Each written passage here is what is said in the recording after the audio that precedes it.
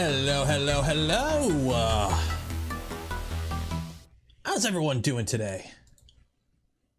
Get the music going so I don't forget. There we go. All organized, somewhat organized, throw it in a pile. There we go. How's everyone doing? It's Friday. It's Friday afternoon. Usual time slot because the wifey had work off today, so I didn't have to go early today. Yay. There we go. Nice Friday. So, not print and chill. We're gonna do some faffing about with CNC stuff today. Perfect finish up watching my MP-CNC. That's been, an MP-CNC has been one of those things that I've been kinda, uh-oh. Where'd you go? I miss you so. This could be a problem if I can't find you. Okay, I'm gonna have to go digging. I had a little thingy that had SD cards in it, and it was on my desk here, and I knocked it over, and now I don't know where it went, so I gotta go digging for it. That's gonna be a problem. That's gonna be a problem, because that has all my little SD cards. Hopefully it shows up at some point. Oh well. We'll figure it out. We'll figure it out. I'm sure it didn't go too far.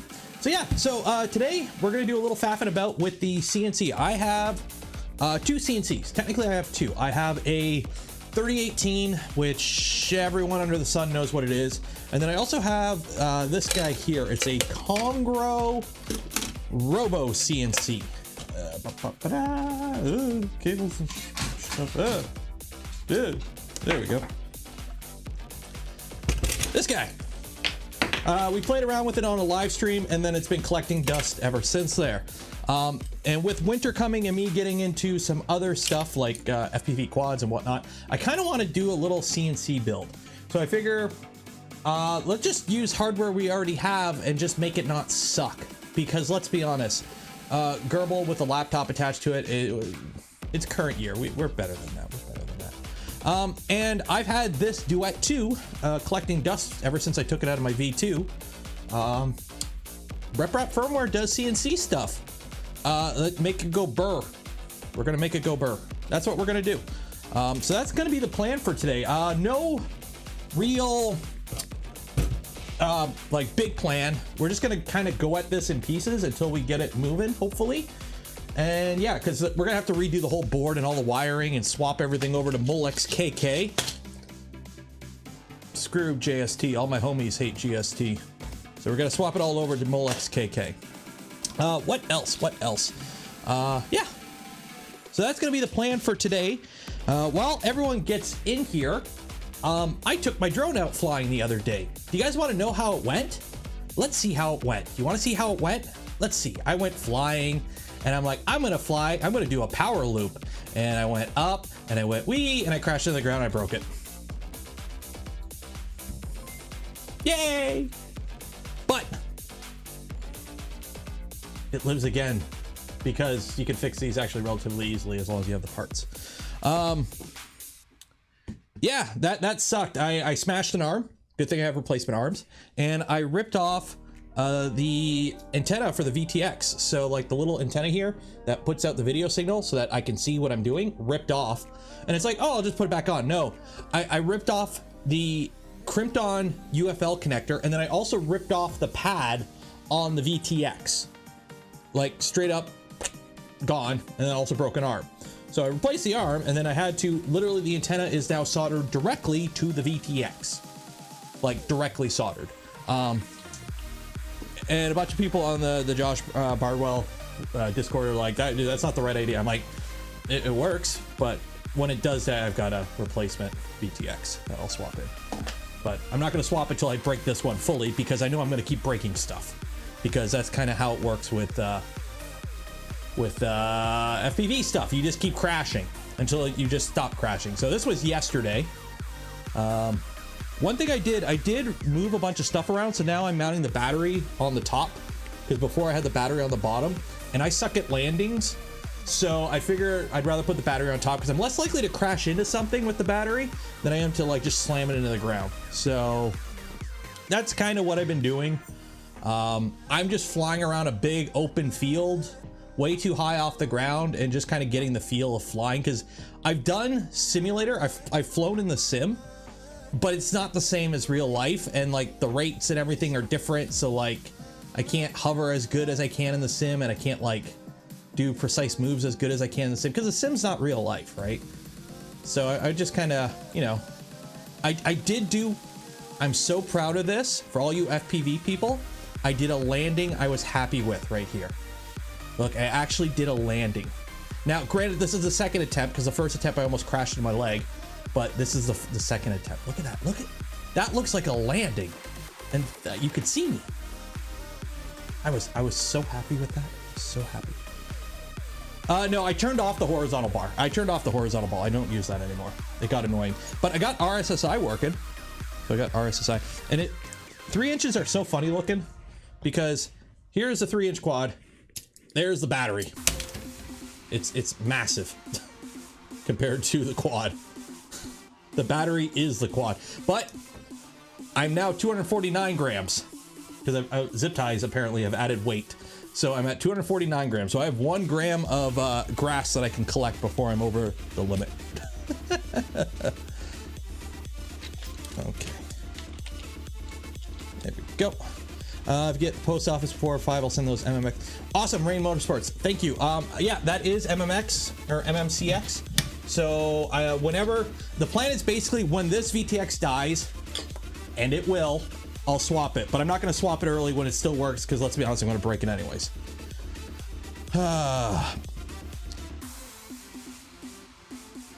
What's my current flyer?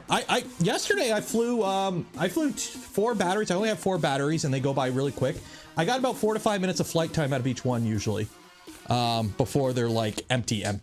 And I don't know, I think I'm still landing too early, because when I bring them back home and go to put them at storage voltage, which is 3.8 volts, they're all like 3.75 to 3.85 after resting. So I'm like, should I be pushing them harder or not? I don't know, but.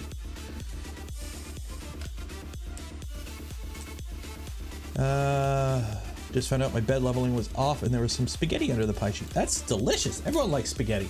Okay, so before we get into this, let's do a little housekeeping. Okay, housekeeping. So every stream, we give away a spool of filament from Polymaker. This stream, it is no exception. So if you want to win, and you will win, yes, you right now, the person I'm talking to, not you, you will win. So make sure you enter for your chance. Every stream will give away a spool of filament from Polymaker. And then also, if you haven't joined the community Discord, down in the description of this video, there is a link to the community Discord. Join that, because every month we do a community challenge. Let me pull up this month's community challenge. Pull that up, make sure I'm in the right Discord so you can't see super secret Boron project stuff. There we go. Jump to the pinned comment. Okay. So this is the community challenge for this month. The theme is the opposite of the benchies. So you know how we had one contest where it's just benchies, and let's be honest, benchies are dumb little prints that we all have a million of, and they're not useful other than, you know, basic calibrations of your printer. This is the opposite. I want you to show me your practical prints that you actually use regularly. Okay, so there's 2 categories. There's creative and practical. Now what does that mean? Okay, the creative category is, I work in a lab and I printed some holder for the centrifuge and blah blah blah, like that. That's like some weird creative use of a practical thing, something that when I go, oh wow, that's creative. Okay, the practical category is, I printed a hammer and I use my hammer that I printed, right? So if you print a keychain holder or something like that, that's practical. Okay, so those are the 2 categories. I may split it up, so pay attention. I might adjust it as we go, but those are the 2 things. No, you don't have to design the object, okay? But if I see a million entries of the same thing off Thingiverse, I'm gonna pick the one that gets to be the entrant. I'll judge print quality, if it's like filament I like, etc. So don't just print like that coat hanger that everyone uses off Thingiverse and use that, because somebody else will probably do it, and then you got competition. More competition. So those are the 2 categories. Read all the rules, enter. 3rd Friday of the month will be the draw. So not this Friday, what way are we on? Okay, oh, today is Friday. So not today, not tomorrow, the next Friday. Okay, so the 18th, my time zone. Okay.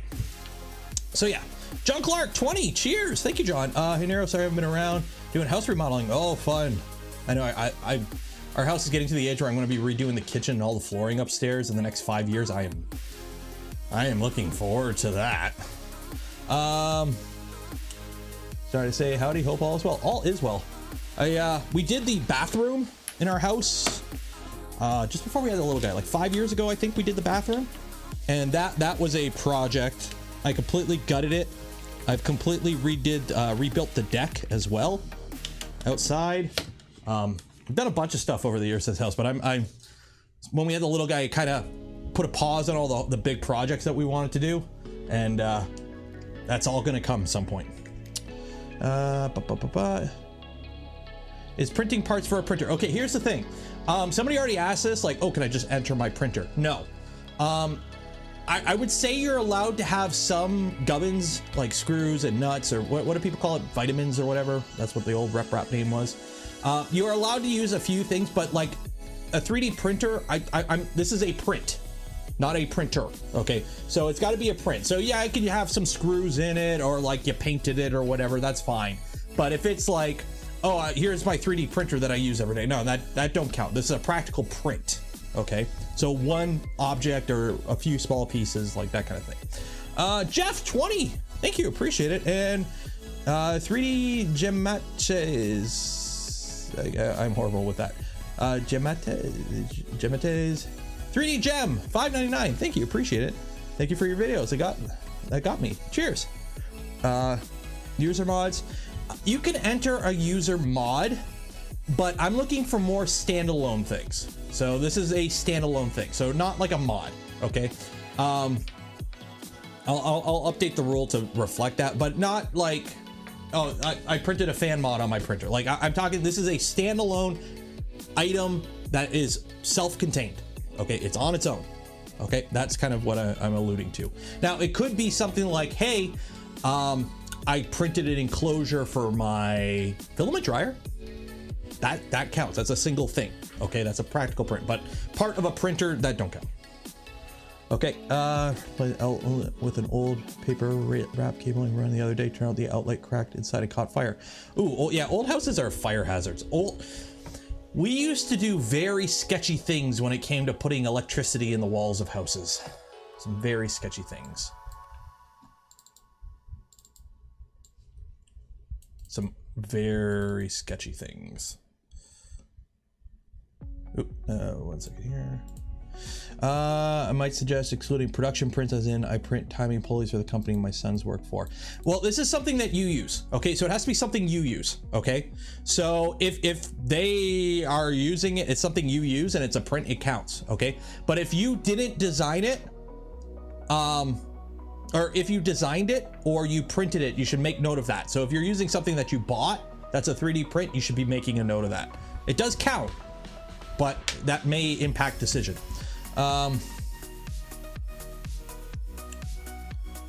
See, knob and tube wiring. When I did insurance, I was an insurance broker for years, right?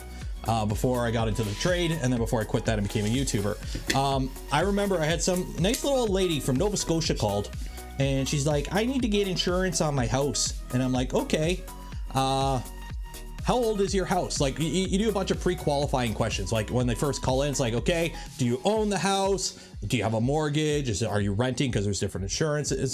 Some people don't know if they're renting. It's surprising how many people they don't know they're renting, but it's a thing. So anyways, one of the pre-qualifying questions, like, how old is your house? And she's like, oh, I believe it was built in like 1895 or 1905. And immediately, red flags. Okay, ma'am, okay. Is your house up to date with plumbing and electrical? Because back in, 1885 or 18 whatever in Nova Scotia, they did not have the electricity in the walls and whatnot. It's like, no, it was updated, and yeah, we had it updated a couple years ago. It's all up to date now. I'm like, okay, cool. So we go into the actual like quote. I'm going through, you know, how big is your house? You know, what, you know, all the general questions. Okay, it's on a septic system. Okay, whatever, that's fine. And it's like, okay, so for the wiring in your house, that's all copper, right? She's like, oh no, we updated that. That's aluminum. Ma'am, when was your house actually updated? You said it was a couple of years ago. Oh, well, actually, now that I think about it, that was like before my great-grandson was born. So yeah, that might have been like the 70s. Yeah, no.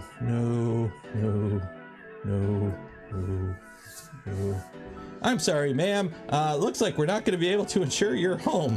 Please go away. Aluminum wiring in an old, like the moment they say, oh, we upgraded to aluminum, red flags, because guess what? There's still knob and tube in there. They only replaced some of it, I guarantee it. And the house would need an inspection. So anyways, just before we dive into this showed up the other day, and it's about damn time that I got one of these. OmniFixo.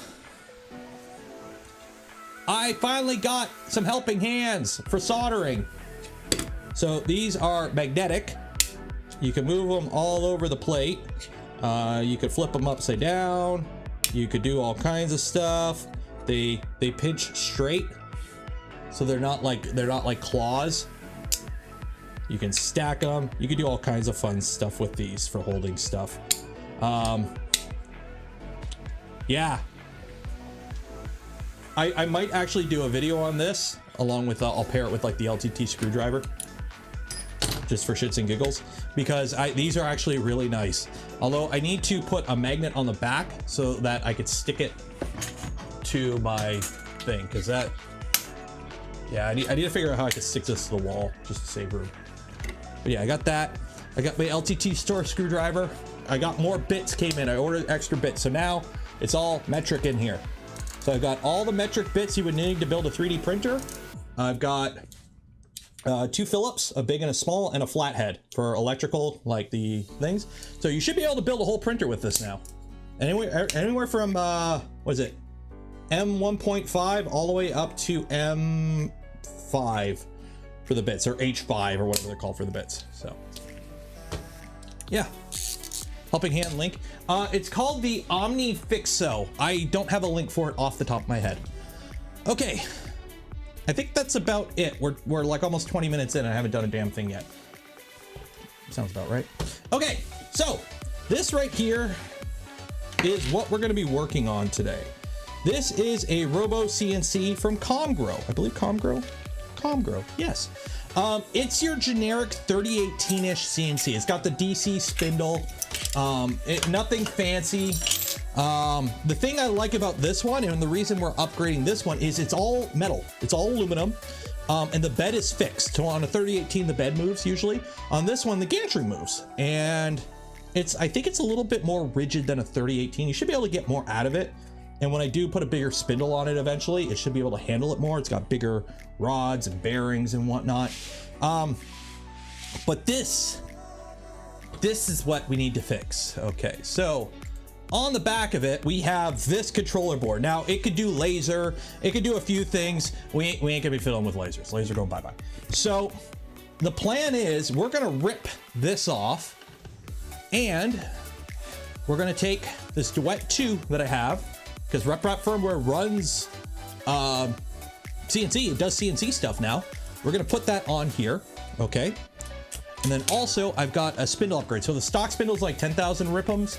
This is a 20,000 ripum spindle. It's a direct drop-in replacement. I do have a 500 watt spindle, but I need a 0 to 10 board, like a 0 to 10 volt board to drop the current to control it through the driver box. There's more involved with adding that big spindle to it. Another power supply, it's like a 48 volt 600 watt power supply or something stupid like that. So there's a lot more involved to add that spindle than this one where I could just drop it in, plug it in, call it a day. This draws 6 amps. We're going to be using the bed output on a Duet, which is rated to like 15 or 16 amps. So we're good there. We don't need any extra stuff. So this, and then for power supply, instead of the shitty brick that it came with, we're we're gonna be using this 24 volt, 350 watt from the Creality that I ripped apart. And it's a mean well, so that's good. So that's kind of the plan. And I can reuse the plugs and everything. So we're good there. And then for mounting everything, we're gonna be using ABS. And I'll show you what I mean when we get to it. Because obviously, this mounting pattern does not match that, and we're gonna have to move it up and do a few things. So we're gonna kind of make it work and see where we do. The goal is just to get movement today, but we're gonna have to do a bunch of crimping and stripping wires because this is all JST, the Devil's connector, and we're gonna be going over to, you know, Molex KK, a proper connector, so. And then this has a bunch of extra end stops we're gonna be getting rid of because there's min and max, and we're just gonna be using min or max. So we're gonna be simplifying this as much as we can. So that is the current plan for today, is rebuild this. And then the plan is if I get it to, you know, up and running, I need to learn CNC stuff because there's a few CNCs I want to build. There's the Millennium Machine one, this one, and, you know, whatever happens in the future. I want to get more involved with CNC stuff. But the thing is, and this is a fun fact, I don't know how to do CNC like at all. I can do manual machines. I'm good with manual machines. Like give me a Bridgeport or a lathe, and I can make that dance all day. Okay, but when it comes to manual machines or CNC machines, I don't know anything. I've never used them, other than like very simple programs that I made with like Carbide Create. So I would like to have something that could cut Delrin. I'm a realist. I know this isn't going to be cutting, you know, I'm not going to be putting no P22 steel on this and going to town. It ain't going to do that. But I would like to be able to cut some of the harder plastics because, you know, I'm pretty sure you can machine some 3D printer parts out of Delrin and they'd be quite good. There's a stupid clip here and I can't get it off.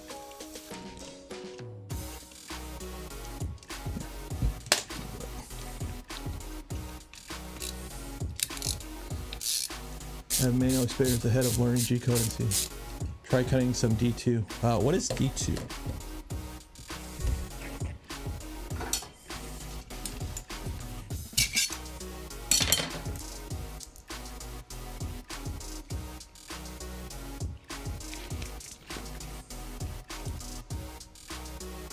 Stupid lock on this. How do I disconnect? Like, oh, there you go. I gotta come from underneath. Okay.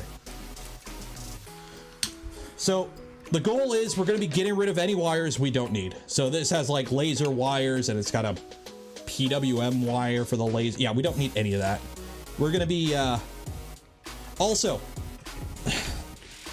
I noticed this the other day because I took the little cover off this. Comes with a little cover. Look at this, okay? This is the power in and like, what is this? What is this? This is, yeah, like, look.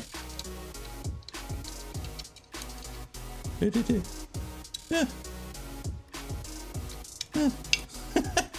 There is like a light breeze and these connectors are coming out. So luckily everything's labeled. So stop, e-stop button. So luckily everything's labeled. Adjust. I just have adjust. What is adjust? Adjust. Adjust.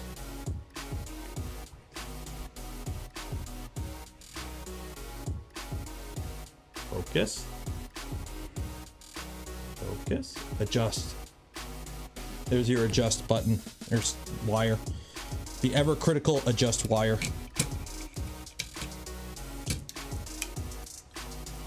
Get this off.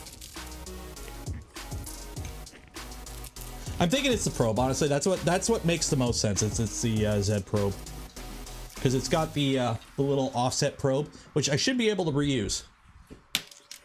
I'll just use it as my Z end stop.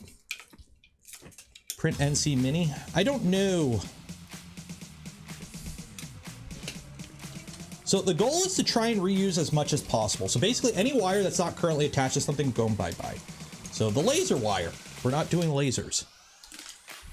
I don't trust unenclosed lasers. So that goes bye-bye, that goes bye-bye. This Z end stop on the bottom, we got an upper end stop and a lower. I'm gonna always home to the upper. I don't trust the lower. And also, we're gonna have a connector on, or we're gonna be using the little probe as the Z. So this end stop, bye-bye.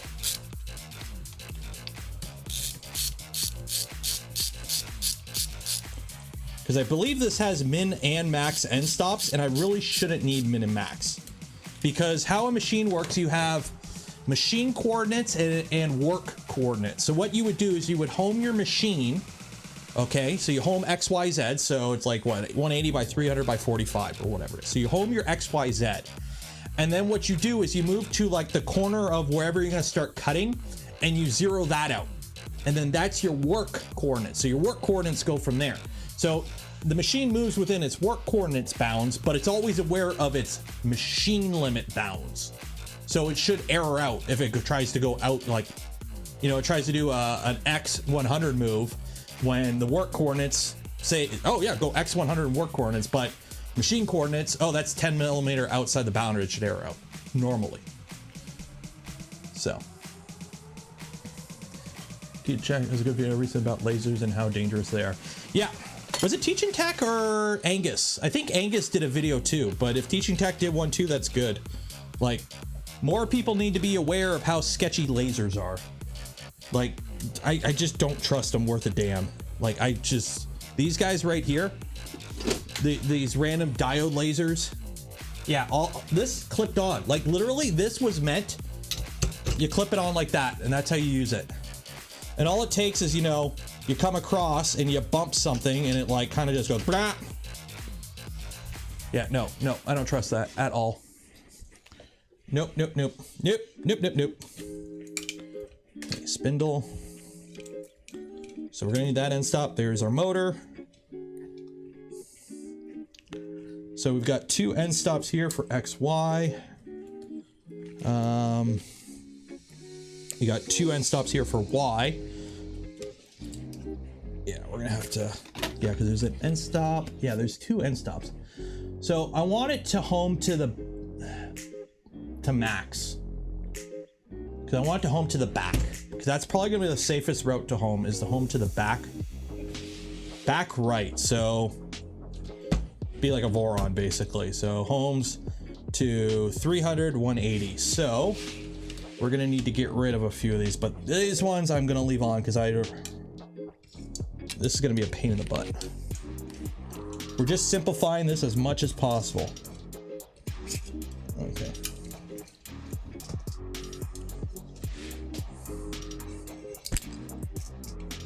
So this is our X, and we're gonna home that against there so that this one, we don't need anymore. There we go. That end stop's disconnected. Goodbye, end stop. And then on the bottom here, I don't want to use this front one here, so you go bye-bye.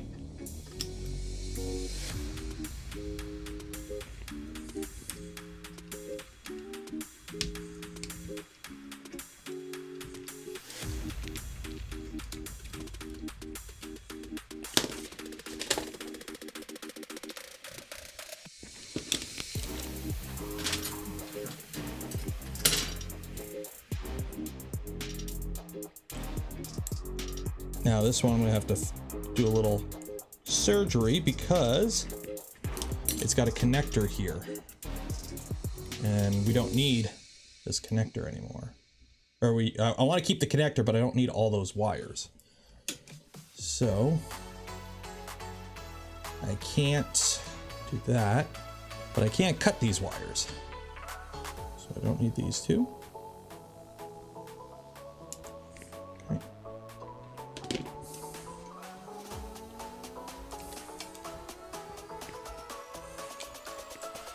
There we go. Okay. So we're homing to X max. Easy peasy. Okay. Power. This is going to be fun. So I got a power switch here. I've got power in. How are we going to redo power? Do I want to try and reuse this plug down here or just go all external with the power? Because I got the Creality stuff. So I might just go external for now and then wire it in later just to make it easier for now. We'll see. We'll see what I can do because I got a C14 inlet I got to put somewhere. Okay, make it work later. Make it work later.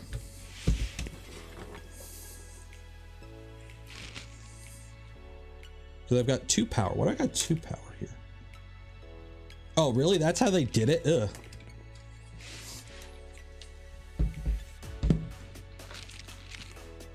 That's really how they did it.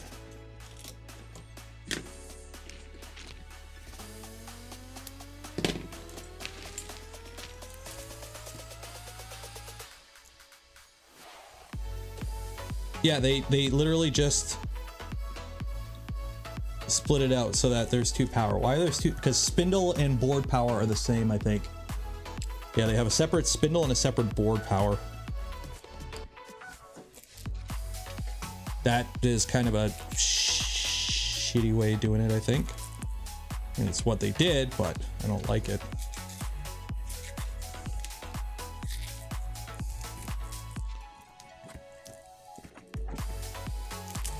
There you go. Yes, I got 2 power.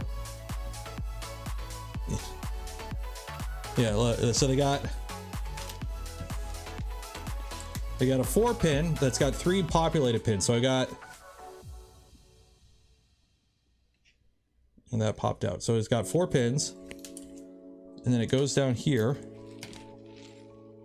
and this is the E-stop. So the E-stop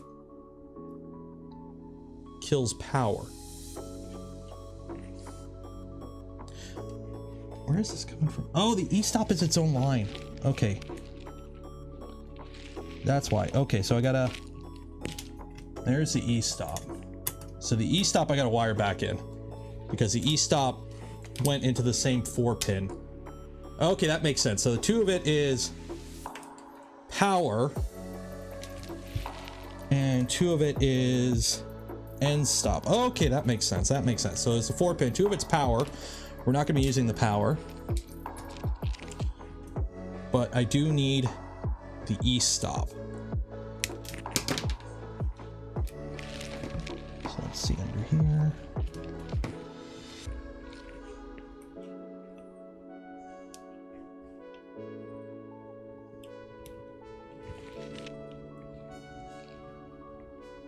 Yeah, that makes sense. There we go. Okay, so we still got our E-stop. Okay, so we don't have power coming in. Oh, I hit the wrong camera. Wrong camera.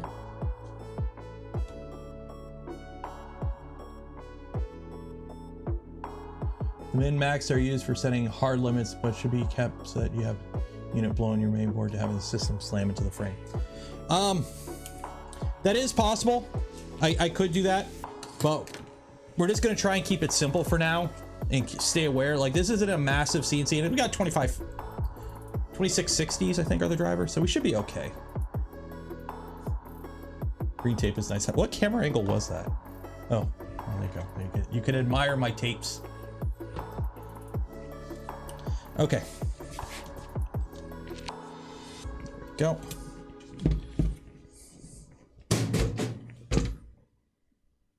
Something fell. I don't know what that was. Okay. So there we go. Okay, so we got 3 motors. X, Y, Z, end stops. There we go. Spindle. There we go. Okay. So now, let's get this controller board off here.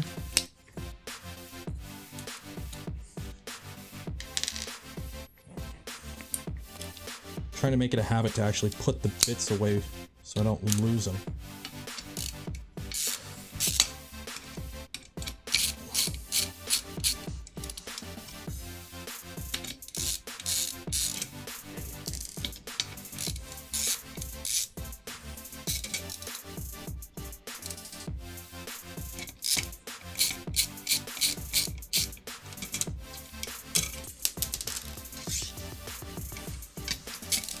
So this, at first I was like not gonna mount everything to the backboard, but then I'd have to redo some of the wiring for like length and whatnot, and we're just gonna keep it as is, because if it ain't broke, it ain't broke. Okay, so we got those, we got those, we got that, we got that. So here's what we're gonna do, is we have to mount the Duet to here, and obviously the whole pattern ain't the same. Okay, so the current plan is we are going to use ABS sheet, because I've got some scrap ABS sheet from the Trident, from the wrong size Trident, remember? And what we're gonna do is we're basically gonna cut this out, drill the holes, and then that way I can also drill and tap holes in here to mount this to it. And this will go like this, because then I can put standoffs into here, and also I can acetone weld a box around this, or I might even be able to reuse the box, because I might be able to modify the little enclosure box to cover up and just cut like the top out or something. Well, we'll see. Okay, so to do this, I'm gonna need some masking tape. So that is kind of the plan. That's what we're gonna do. So let me see if I have a smaller sheet of this. I don't really want to waste a big sheet.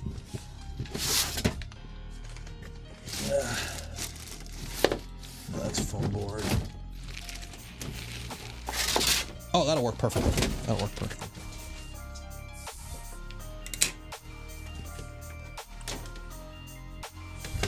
The whole patterns differ. Yeah, who would have thought a Duet 2 from like 2018 doesn't match up the whole pattern of a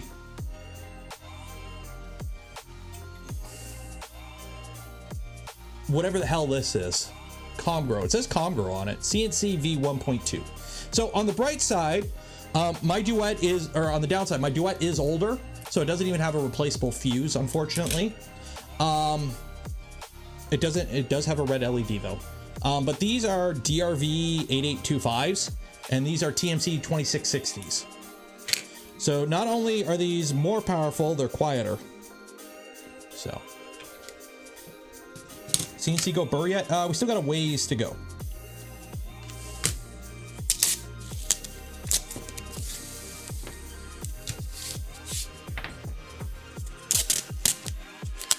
You're limited to 36. Well, the spindle's 24 volts. So I'm okay with being limited to that for now. I'm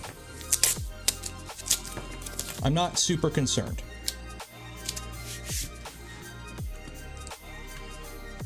Because the actual spindle that I'm going to put in here eventually is 48 volts. So that has its own separate power supply. And this 360 watt power supply is massively overpowered. So if I were to like actually put that big spindle on here, what I would do is I would drop the actual main power supply down to like 100 watt power supply, because all it's powering is the motors at that point, pretty much.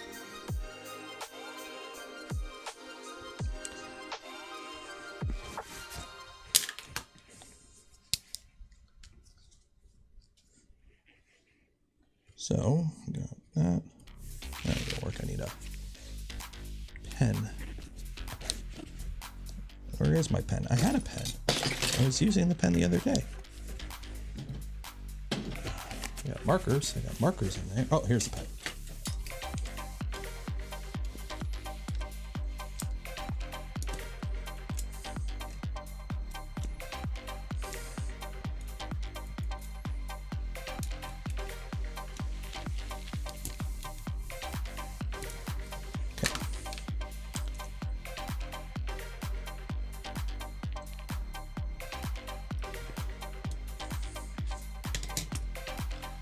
That mount right there, and we need to go up to about there. Okay.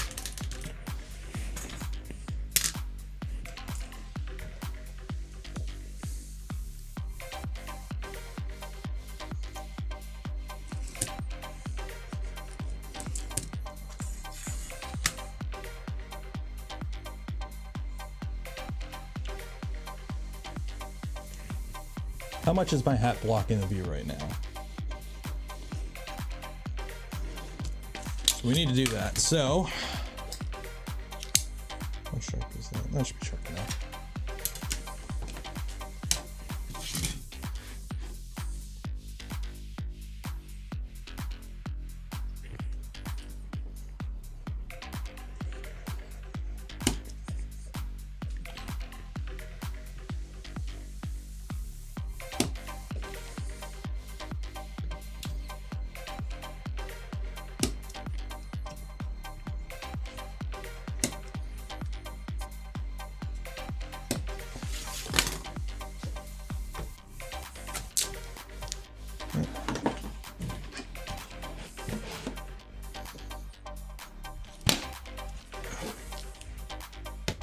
Voila.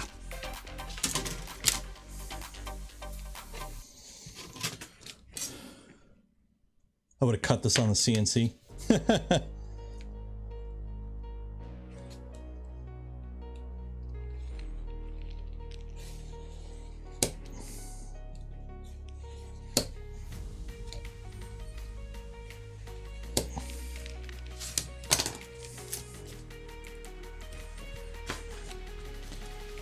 I'm using my other bench here just because it's got a sharper edge. This edge is too rounded for it. There we go.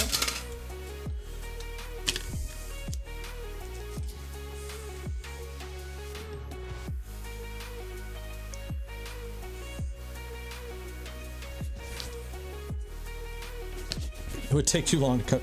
Yeah, this would be completely like overkill to do on a CNC, honestly.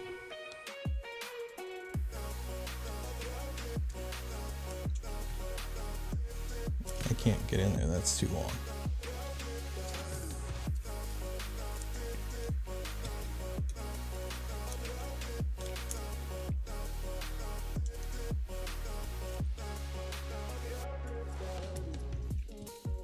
Okay, so might have overdid it just a little bit. Where is, oh, my drill's upstairs. 1 second, I gotta go get the drill. It is upstairs because I was using it for something. While I'm gone, baby's in charge.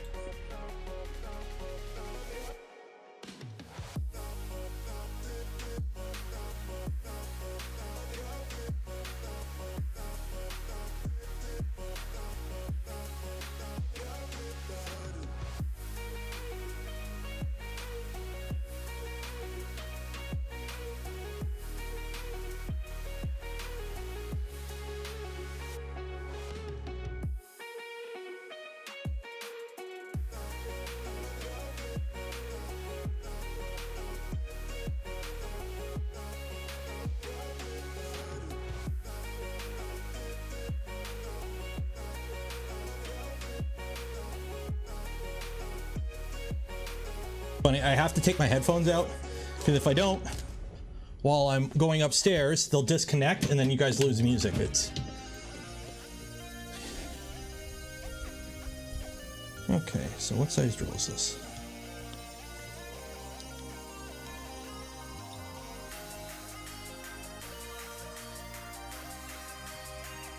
2.5. No, I want something bigger. It's a little too small.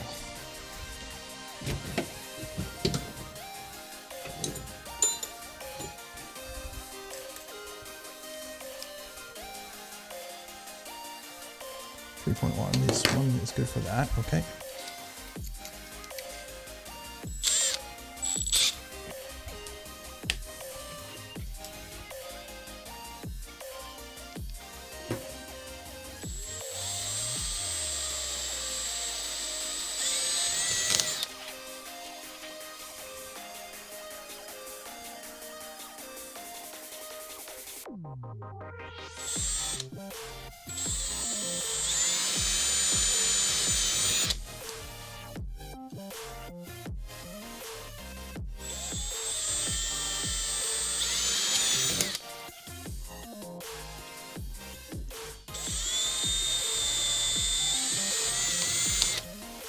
Okay, so we got that.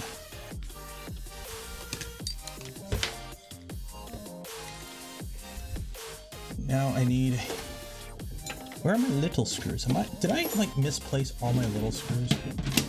I might have. Oh shoot, if I did, I'm gonna be... Where are my little bits? Where are my little bits? Little bits. Where are my little bits? I don't have my little bits. Here. Oh, those are big bits. That's a big bit. That's a big bit too. Ah, there we go. There's a little bit.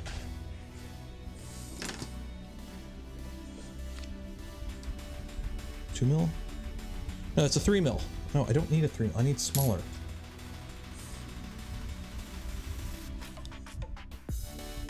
.5. Yeah, 2.5 will work.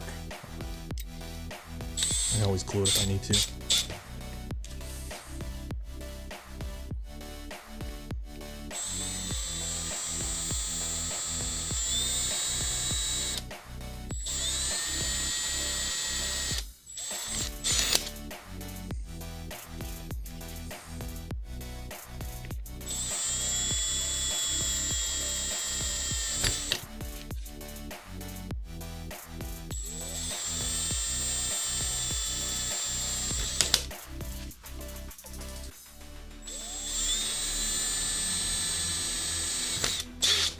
There we go.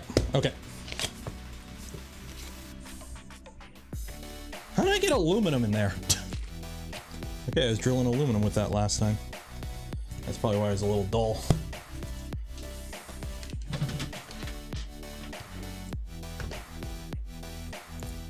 One of the people who makes me feel good about organizational skills. What organizational skills? We don't need no stinking organizational skills. It's in the pile. What more do you need to know? By the way, this is how you tap.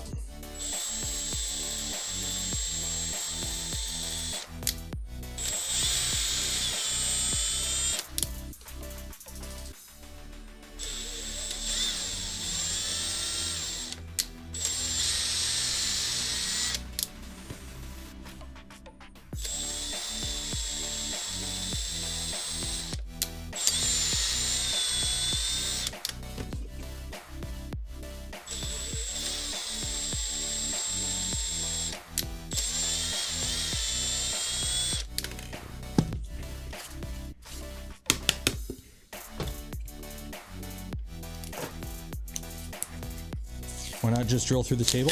Because this is my new countertop. My old countertop, I would have done that. But my new one, I'm trying to keep somewhat okay. I've only put 2 gouges in it so far.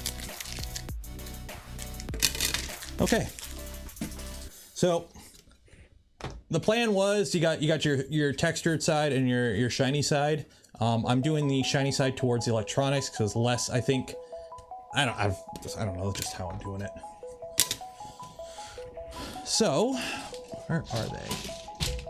I know you're in here somewhere. Haha.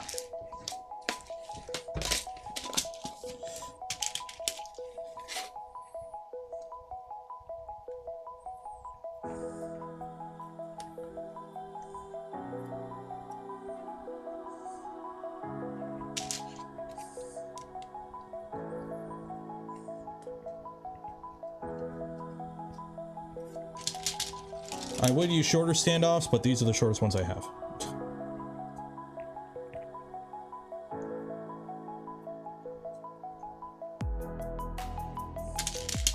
So these are nylon standoffs, so they're non-conductive too.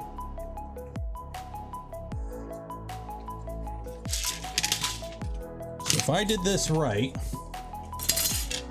and that's a big if,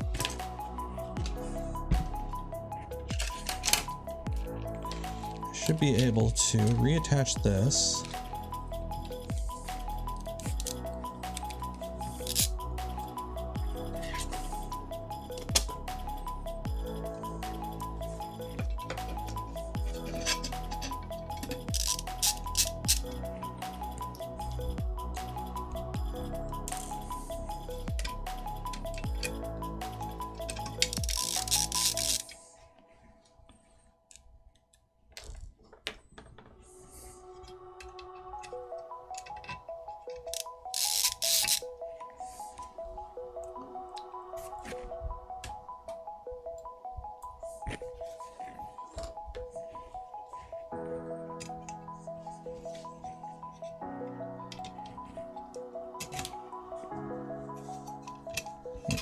I missed.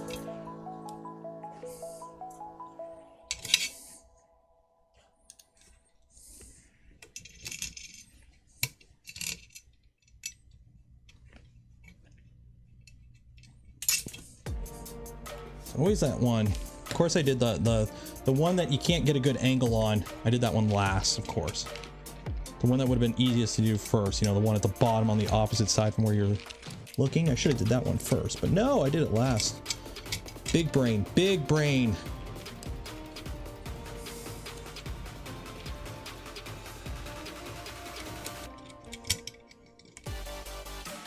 Come on, get your butt over here.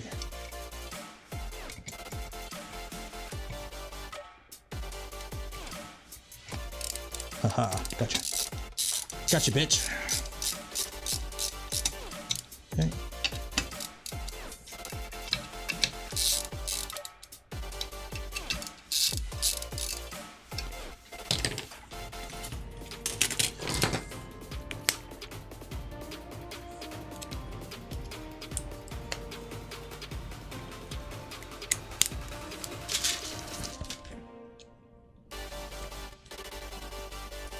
Okay, so we're gonna have the power come in that side because that's, and that's gone.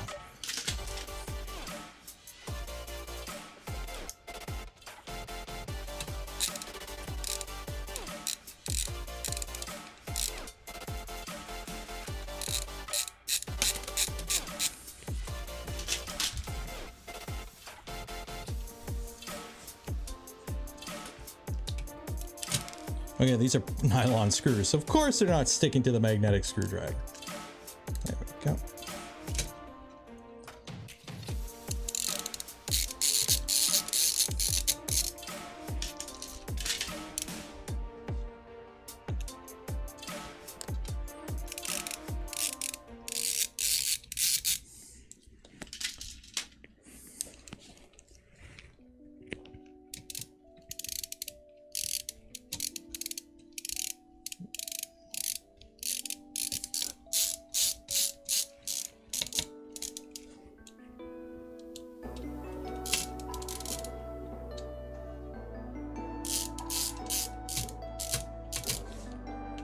Huzzah! Would you look at that? Now, does the cover fit over? That's the question. Can I reuse the cover, or am I gonna have to make a new cover? I'm probably gonna have to make a new cover, because that is...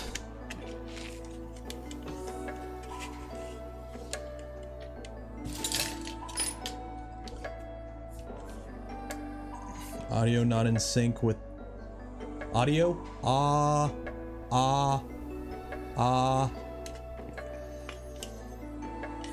Yeah, I could print a cover.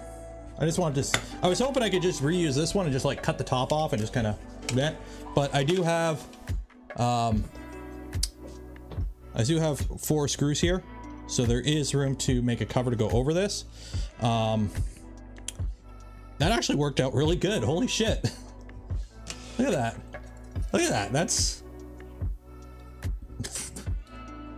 good enough for me. We're in sync now. Sweet.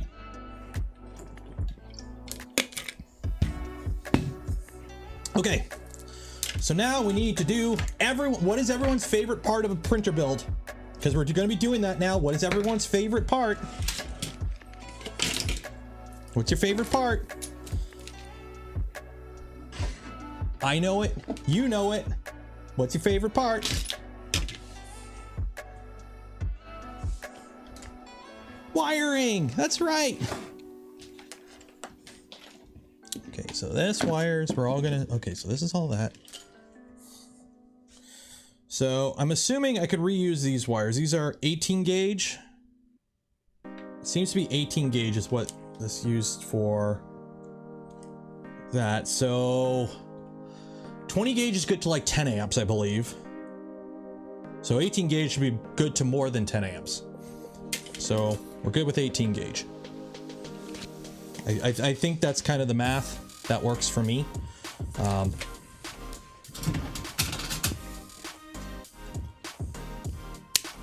Because the biggest draw on here is the spindle, which I believe is will draw 6 amps at full tilt. It's 24 volts, 20,000 rip ohms. It doesn't actually give me any amp draw. It just says 24 volts, 20,000 rip ohms. So that's what we got. So let's do the tool head stuff first.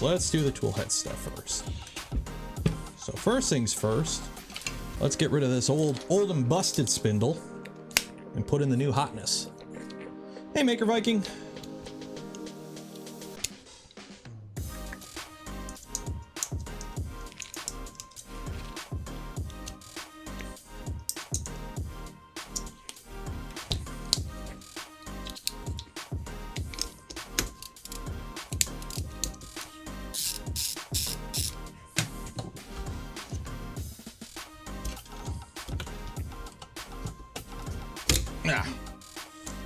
Old and busted.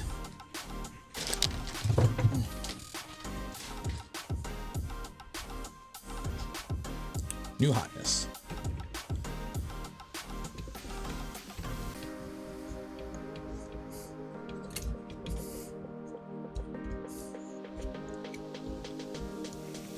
I don't know where I should be mounting it. I can't manually drop this. We're just going to call it there for now, and I can adjust it later.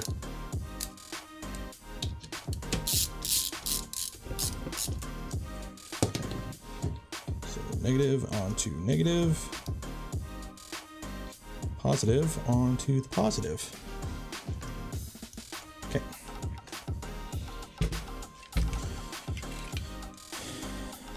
So this is max travel.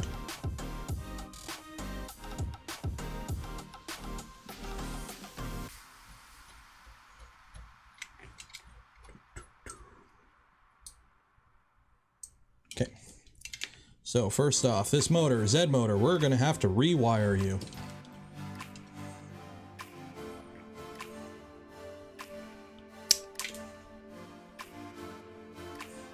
So these wires don't have any colors to them. So we're just gonna keep them in the same order. And luckily, these wires are, they're like flat cable. So we're just gonna keep the same wire like orientation. So we may have to, you know, reverse them or whatever, but is what it is.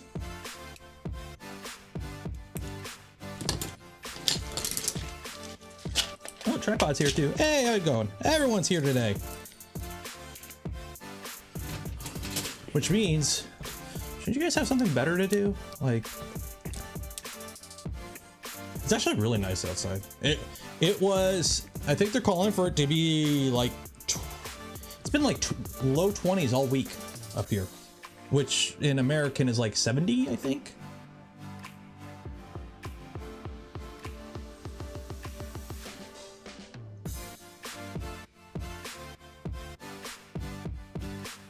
Like, I went flying yesterday I went to the field to go fly the quad, and I brought my sweater, and like as soon as I got out of the car, I'm like, no, I was out there in a t-shirt. Yeah, 68. Yeah, it's really nice out there right now. Although it's supposed to be really windy tomorrow, I think. So. No, YouTube, it is not a good time to insert an ad. Bugger off. If I want to put an ad in my stream, I would put an ad in my stream. You don't need to remind me. Can we have all the snow? I got no snow here. Although it did snow like a couple weeks ago, but it was like, you know, that first snow of the year where it's like just kind of a crappy rainy day, and then it just starts snowing a little bit, and like it melts as soon as it hits the ground. We've had one day of that already. So that really doesn't count as snow, but...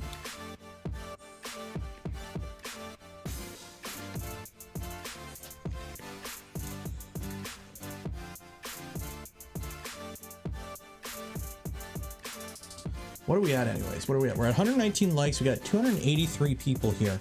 If we get to 200 likes, I'll show you, I'll tell you what the first project with this is going to be. I'll leak it if we get to 200 likes. So make sure you like that smash button.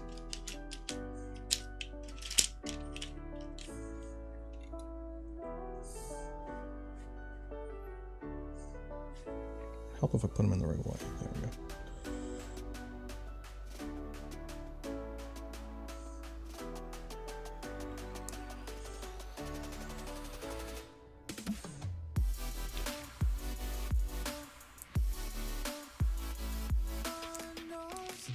And then also, don't forget to enter for your chance to win some filament from Polymaker. We give away a spool every stream.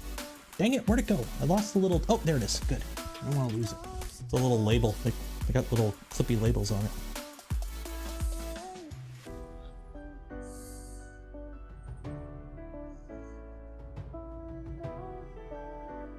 Oh, I can't stick it on. Oh, I guess I gotta cut it to put it on.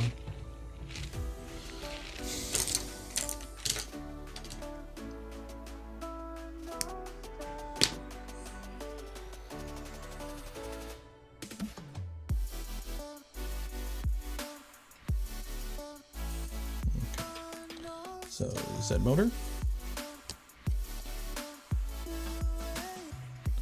Okay.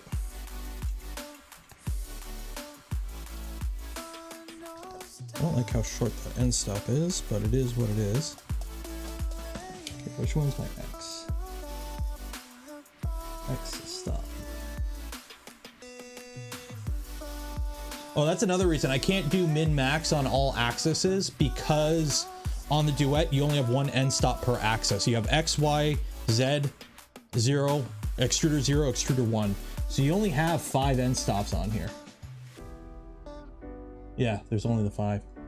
And I gotta look up the wiring on these because there's 3 pins.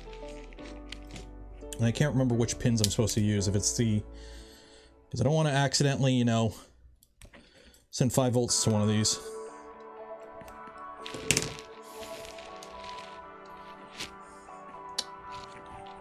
That would be bad. You run them in parallel? Yeah, I guess you're right, because as long as it trips, right? Like a click is a click.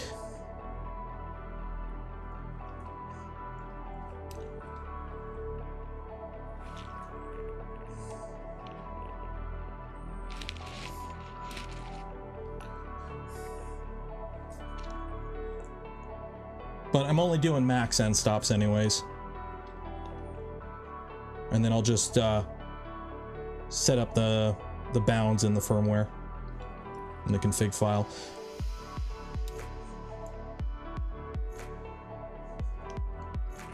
Okay, so let's pull up Duet wiring guide. No, not Betaflight. Why do I have Betaflight? No. By the way, setting up, I can't wait. I gotta get rid of FreeSky. FreeSky is so bloody annoying.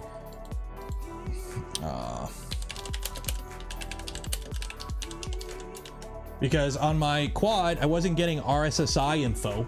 And it's like the XM Plus apparently does output RSSI, which is like your signal strength for you. You kind of want to see how far you could go before there's fail-safes to drop out of the sky. So I'm like trying to set it up, following all these videos, and it's like, no, I updated to the right firmware. I had the latest firmware, but I don't have the latest firmware with RSSI. That's a separate firmware. So I had to like rip the board out, solder on pins so I could. Okay, end stops. There we go. Okay. So we got. Okay, so I got to do the outer 2 pins. Okay, so the outer 2 pins, not the inner pin, the outer 2 pins. Okay. They use S bus. They use S bus. Or at least mine uses S bus. So yeah, it looks like it's the outer 2 pins are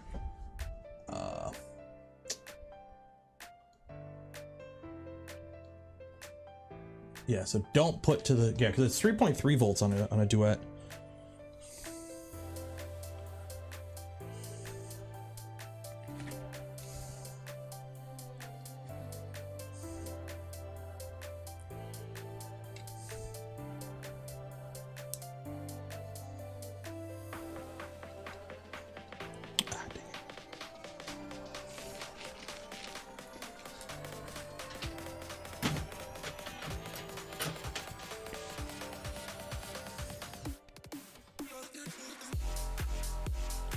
So yeah, so my controller is a Taranis X-Lite. So I'm gonna be getting a module so I can switch to ELRS.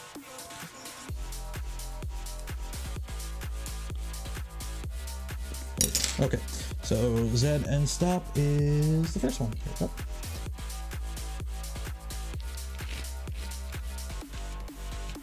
we go. Okay, and then these guys is the spindle. So obviously we're not going to be using these anymore.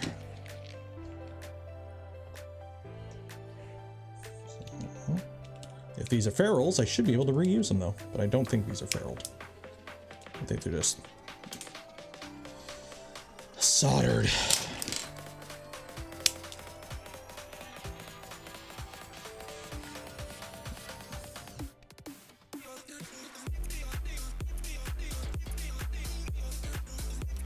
Gauge wire, 20 gauge wire.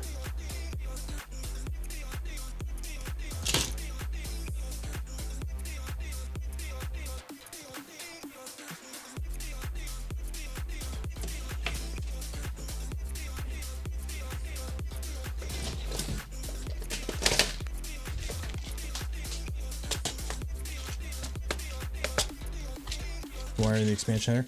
I'm good for end stops. I don't need any more. So we should be okay. But again, I only need XYZ end stops. 2Z end stops, so XYZ, because I'm homing to max.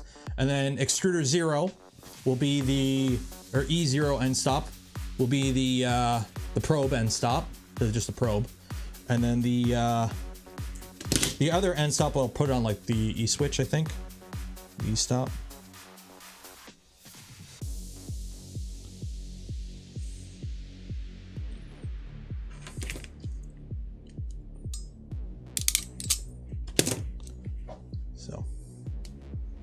Which I legacy, I can't stand legacy. I am so like, I'm not, how do I phrase this? Boards do not need to be putting labels on things anymore. Like I understand, you know, labeling an end stop XYZ or labeling motors AD or XYZ extruder 0, but especially now, and I know I've ranted about this already with like the Octopus, but like on the Octopus you have 8 motors on the board. Okay, you have 8. You have 8 motors on the board. You do not need to be putting XYZ E0 to E5 or whatever, right? Just label them.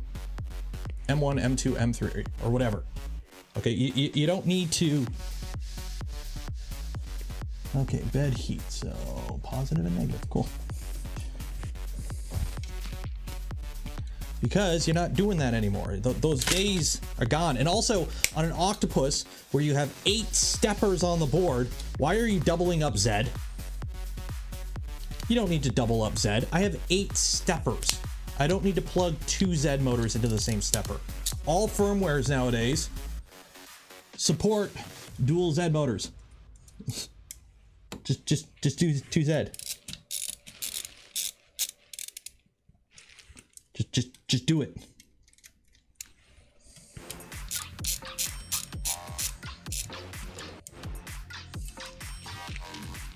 Oh, what if I actually put that in?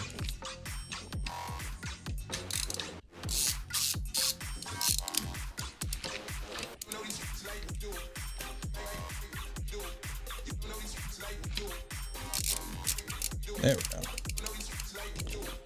Okay, there we go. So we got the spindles. Oh wait, no, that's the X end stop, not the Z end stop. X end stop. Okay. This is the Z end stop.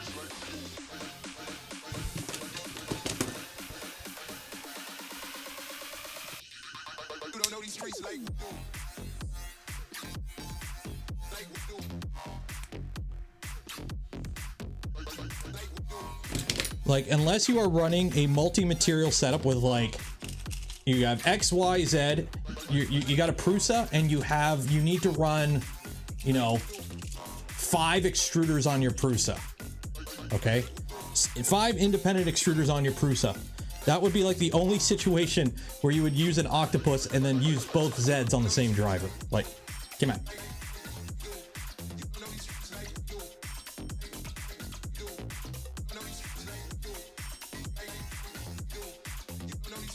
I wonder if Nike would see if I just, I don't think so.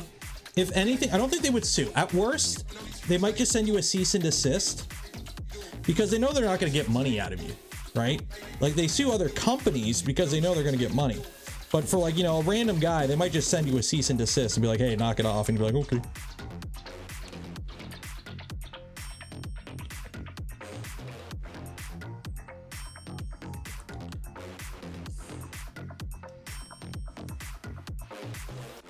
Like, that's usually what happens. Just don't use kinematics that need dual Z.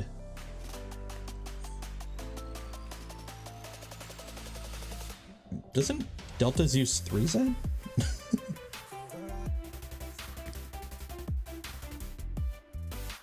I mean, I like my V2s that have 4Z. You got two Zs and you got two Zs. All in tandem.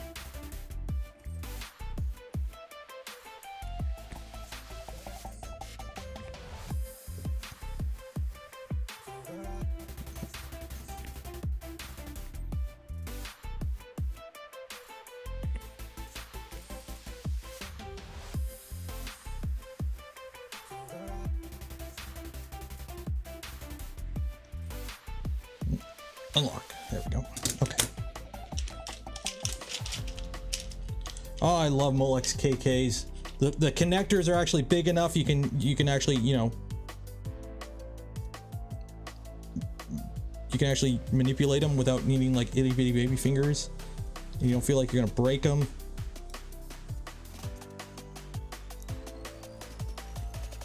Although these knockoff ones sometimes are a pain to get into the actual housing. Click, go click.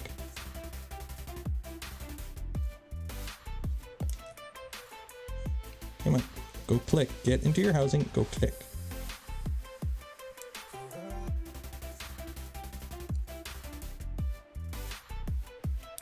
There we go.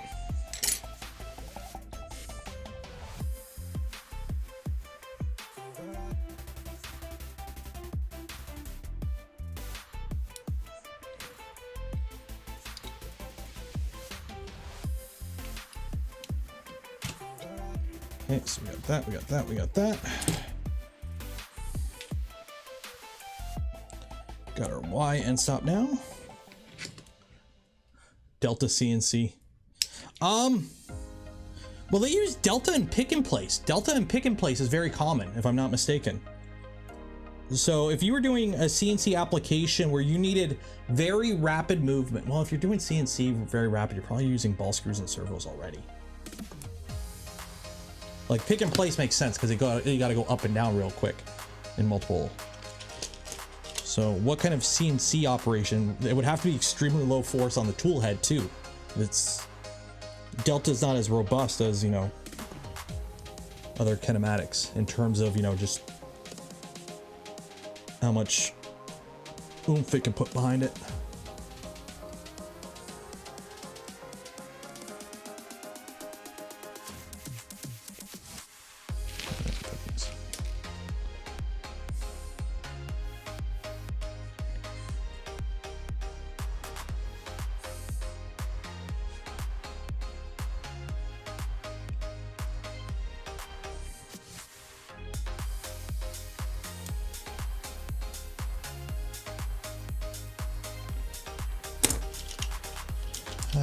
Rapid motion CNC, we got linear motors, which would be, yeah, it's like, I love when people see a 3D printer moving really fast and they're like blown away, and it's like, just watch a,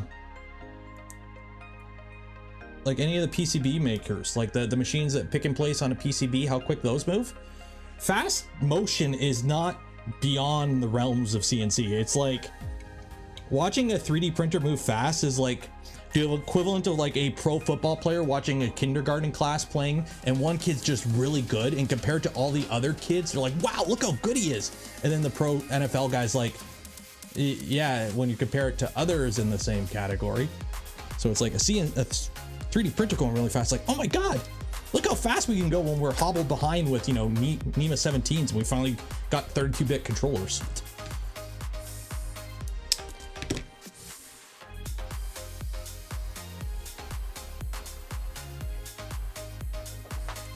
stock stepper print NC can do 10,000 millimeters a minute. Yeah, machines can move quite fast. It's just we're so used to baby slow steps. Also, let's be honest, most speed prints look like ass anyways. Like, look at speed benchies. So I took my my gas-powered leaf blower and I shoved it in my printer. And I have to use this special blend of plastic because it's the only thing that can actually melt fast enough. And yeah, the prints don't have any layer adhesion or structural integrity because they're just flash frozen parts melted, you know, printed 50 degrees above ambient or recommended melting temperature, but I made a fast boat.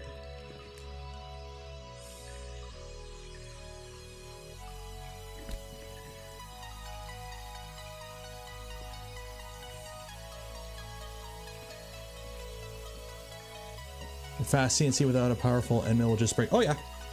Well, that's the problem with like the entry-level CNCs. It's you don't have, it's not like a Bridgeport where you can, you know, a Bridgeport at like even, you know, how fast can you even push like an old Bridgeport? Like, you know, a clapped out Bridgeport, if you're pushing like 2,000 RPMs on the spindle, and some of them, they don't like that too much. But you could still, you know, throw an end mill in there and just hog away because it's just rigid AF. But the problem is these type of CNC machines, that's why they're routers. They don't have the rigidity. You can't just hog the metal out. So what you end up having to do is it's all about depth of cut, and there's formulas involved. So you make up for it by running really fast spindles. That's why people use routers. They use those Makitas and whatnot at like 13,000 RPM. So you use a little cutter going stupid fast to make up for the fact that you got no rigidity in the system.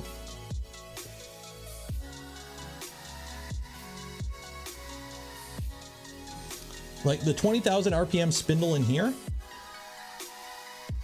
that I'm putting in might actually be a better option than the 500 watt dataless, because the dataless spindle is only 12,000 RPM. So yeah, it's bigger and it's got more power, but the rigidity of the machine is the same. It's all about depth of cut and speeds and feeds. Speeds and feeds and depth of cut, and there's so much to think about when you're setting up CNC stuff. At least a Bridgeport, you could just kind of feel it by feel and ear. After a while, you kind of get used to it. Like, yeah, there are formulas that tell you the optimal speeds and feeds of something. Like, oh, you're using this brand cutter with against this type of metal. This is how many flutes. This is how many chip, or what is it, chip per tooth or cut per tooth or whatever it's called. This is like there's a formula that should tell you you should be running at a 1/4 inch depth of cut at 3 inches per minute with this much chip load, and like there's formulas. But let's be honest, most people that are manual machine, they just kind of go, this kind of looks okay, and you just kind of send it, and if it starts screaming at you, you speed up or you slow down, and you just kind of feel it by there.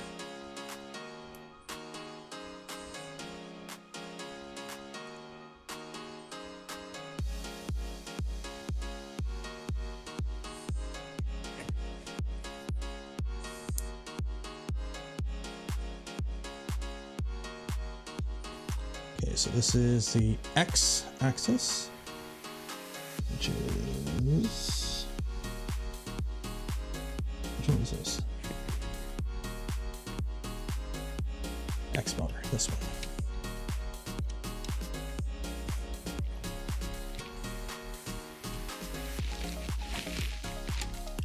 These ones don't want to connect.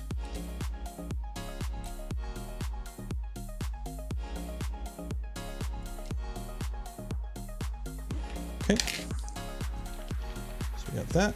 Now we got this motor, which is my Y motor. Are you kidding? Remember, for 9 months, used the janky enclosure for the first time last night. There you go.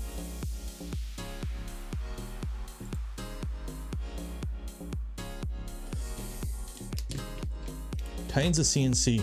Oh God, I tried to watch that guy. As somebody who worked in a tool shop, you understand the way a CNC machinist kind of carries themselves and their mannerisms and the way they speak and their attitudes. And I just couldn't, like, as somebody who used to work in a tool shop around a bunch of cocky CNC machinists that were horrible, like I just couldn't, I can't watch the videos from Titans of CNC. if it's the channel I'm thinking of. Because if you've ever worked in a machine shop around CNC machinists, they all kind of act the same way and talk the same way and carry themselves the same way, especially on like the off shift crew. Yeah. NYCNC is the one I liked, I think. I gotta watch more of them though.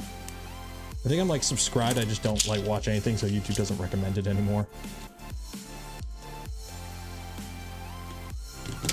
Titan guy. Yeah, Chris, if you ever walk into a CNC shop, like a shop with a lot of CNC machines, they all act the same way. Like it's kind of like I don't know if it's you become like that being a CNC machinist, or just it attracts a certain type of person.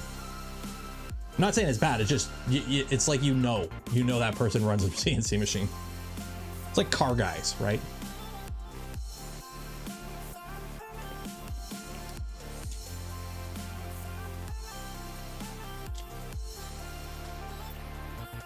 Titans follows the Dancing with the Stars format, 28 minutes, talking about how special it feels to 2 minutes of machining. Yeah, and then they also got to talk themselves up all the time, right? They got to always make themselves be the hero. Oh, I screwed up, but I came around and I saved the company this much money and.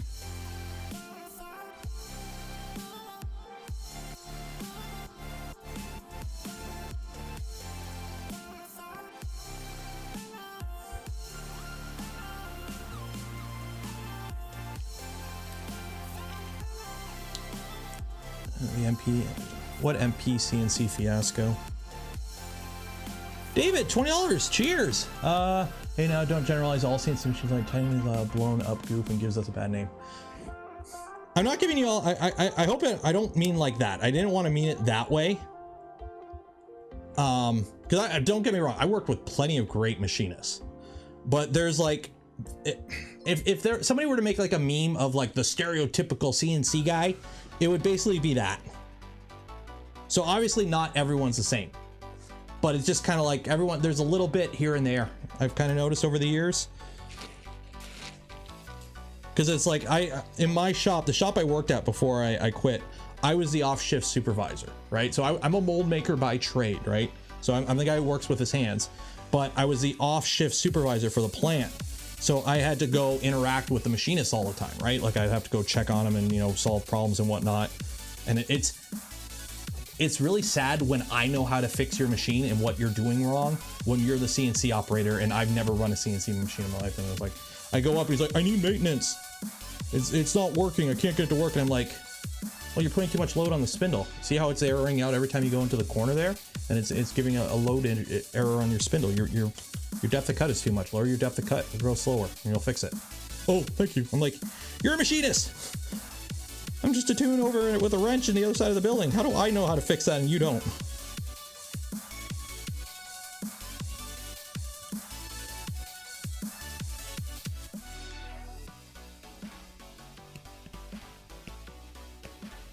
Machinist with literal chips on this old Tony is great.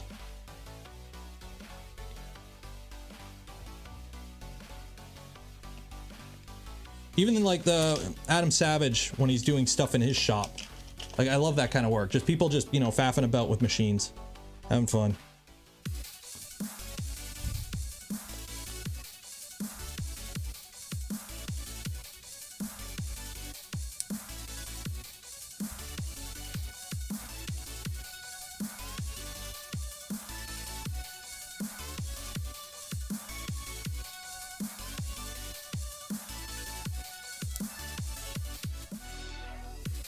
So that is our Y. And then lastly, we have our end stop, or our E-stop, which I hope RepRap firmware supports E-stops. I'm assuming they support E-stop. Every time Adam Savage. Some people might think, okay, here's the thing. If you've run Bridgeports and whatnot, a lot of the stuff, if you've never run a Bridgeport before or a lathe or whatever and you watch some of the stuff he does, you might be like, oh my god, that's unsafe. But if you've used those machines before, you're like, yeah, that's kind of how everyone uses them. There's I guess how would I phrase this? In manual machining, especially in a tool shop, especially not like a massive, you know, like you're not working for like Ford's or something. You're working for like, you know, Bob who owns a shop. There's a certain level of acceptable risk. It's like, yeah, when you're using a drill press, you shouldn't hold the piece of metal with your hand while you come down and drill. You should, you know, clamp it to the same. But if you got to punch out a hole in 2 seconds and you just got to, you know, it takes you longer to walk over to the drill press than it does to clamp it in. You're just gonna walk over and hold it and drill down and hope it doesn't catch and spin on you. Not saying you shouldn't do it, or I'm not saying you should do it. It's unsafe. You shouldn't do it, but you're gonna do it. It just is what it is.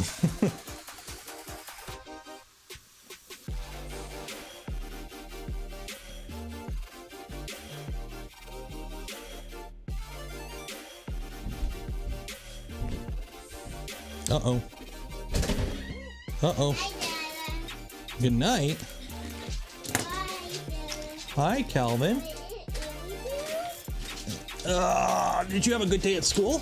Yeah. Yeah? What did you learn today? Yeah. What did you learn? Yeah. Hi, Mama. Mama want to win? You always want Mama to hold your hand.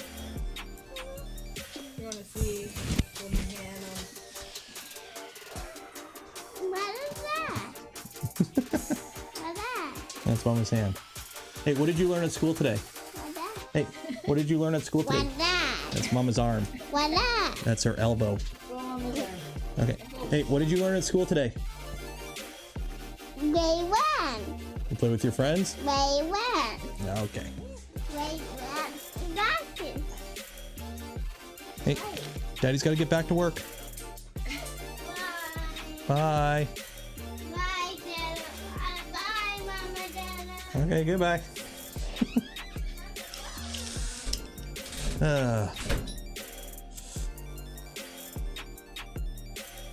Silly man. The Rick, $5 here. Calvin, get some ice cream. Silly little man. Okay, so that one can go there. Okay, so E0. I'm hoping that just ends up. I don't know why they wired it up with all the other end stops are just black wire and this one's red and black, but it is what it is. Okay, so we don't have a fan on this, but we shouldn't need a fan on this because this is a Duet and it's actually good hardware. OSHA F, well, if you have your shortcut. Oh yeah, like, don't get me wrong. Don't take shortcuts. Do everything properly. They happen. It's, ask anyone in the shop. It happens. Plus, it's not like OSHA walks into the shop at 10 o'clock at night.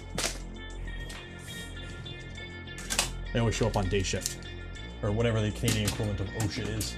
I should know. I was a supervisor and I had to take the classes on it. And yes, I did write up people. I got one guy fired.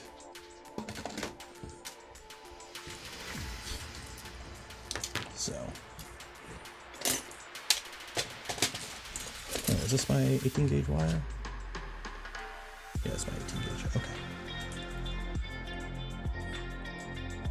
Okay, so now we got to get power to this thing. So it's all wired up, if you want to take a looky-loo. So we've got that. I'm not going to bother cable managing anything yet, just because we're just going to kind of leave it as is, and we'll make sure it works first. Kind of put it that way. So let's kind of put everything in the middle.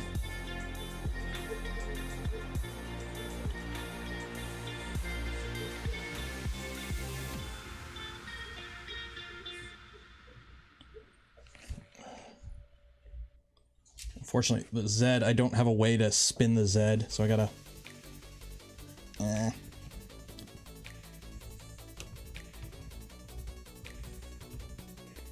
Yeah.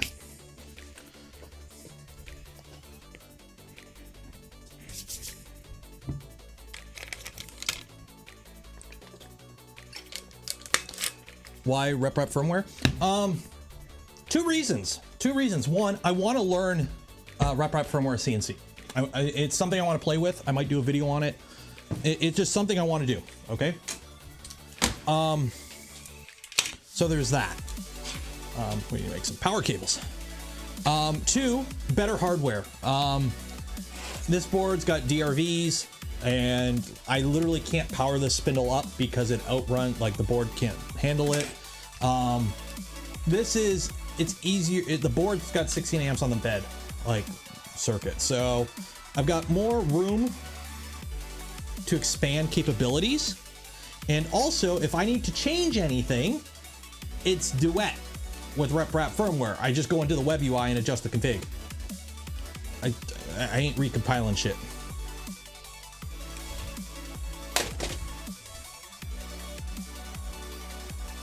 I plan on doing more CNC stuff, and none of it involves Gerbil, so I don't want to learn Gerbil. I don't want to waste time learning one way of doing a CNC for DIY stuff. I'd rather go into something I think I'm going to use more. Going to build a Millennium Mill. That has been discussed with a few people potentially. We'll see how that goes though. Basically, last I was talking with somebody, it's kind of like waiting on kits. So, it's 2022, why are we still compiling? Exactly. Generate camp. So, with this kind of machine, I'm hoping I can get by with like Carbide Create and just do 2D, which is kind of what I want to do, is just basic 2D things. I might cut like quadcopter frames and stuff like that. That kind of might be the stuff I do with this.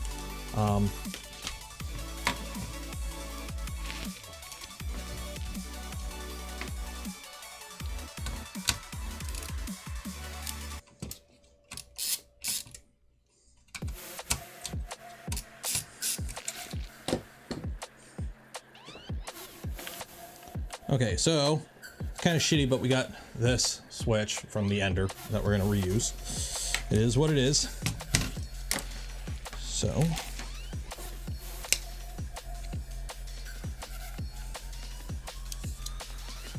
Clipper CNC. Oh, that would be awesome.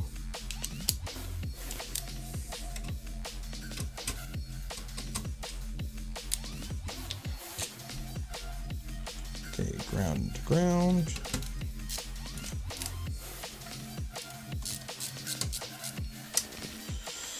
Neutral, neutral. I'm assuming red is live on this, the way they wired it up here.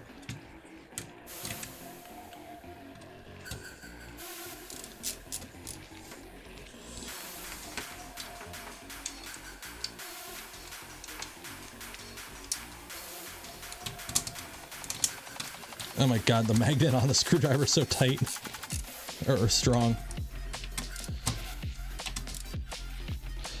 I will say I'm really loving somebody who was asking on the LTT screwdriver how little force has to be on it for it to ratchet. Like you barely have to be like, it ratchets so easily. So for like 3D printing stuff where it's all small screws and not a lot of force, it's actually really nice. Like, not gonna lie, it's actually really nice. Okay, so off, plug you in, and make sure this power supply turns on. Clip it if we get sparks. Okay, I got a light. We're good.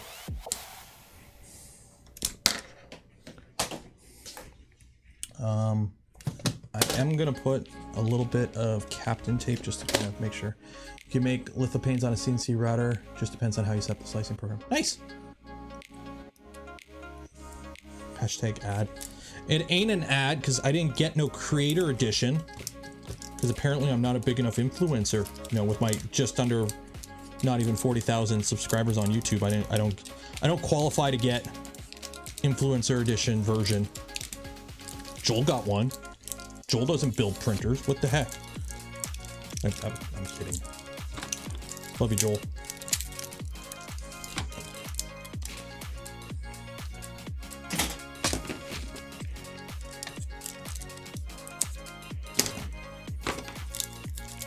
There we go. Glorious Captain tape installation.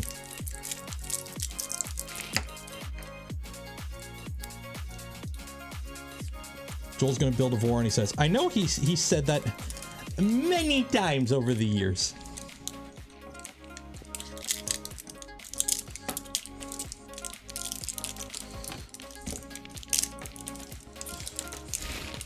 One day.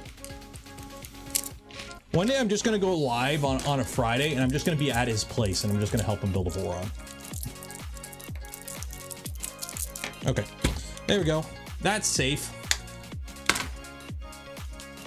now I gotta put some connectors on this side. 40R collab.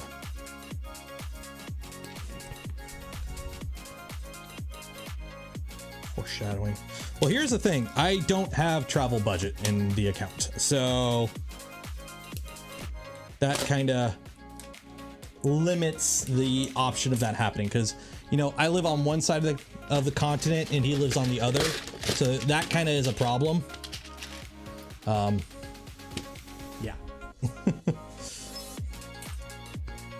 It's not like I could just kind of hop, skip, and a jump over to Joel's house.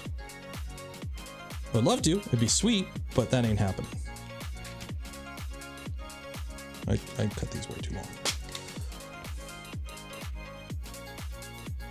Will we get 200 likes? Hopefully if we get 200 likes, I'm going to tell you what the first project with this is going to be.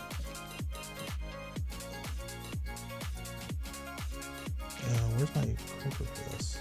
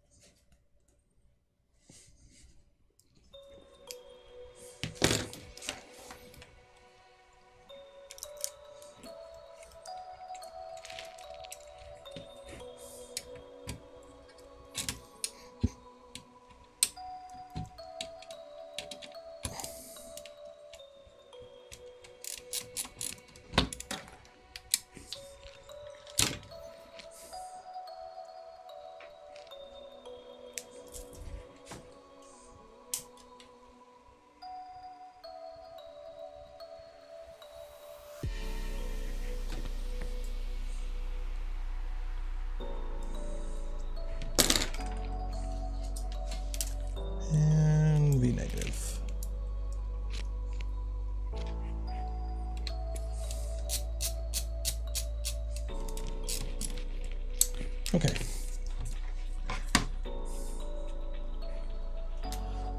How far am I from Steve? Steve, same issue. Steve's in Cali. I'm in Southern Ontario. So. Oh, we're over 200. There we go. Do you know the software I'm going to use? Don't know yet. I'm using RepRap firmware to run the printer. I know that. Influence is a relative term. Some small channels can be big influence, and some large channels don't necessarily influence. I know. You know what the weirdest day of my life was? Walking into the bank and being like, hey, I need to open a business account. I'm a YouTuber. And I expected, and the weirdest part was not the, I expected her to be like, ooh, that's weird. Her reaction was literally, oh, okay, I'll put you, so-and-so will help you. She set up some girl with an OnlyFans earlier today. I'm like, okay. So obviously it's not that surprising of a thing anymore.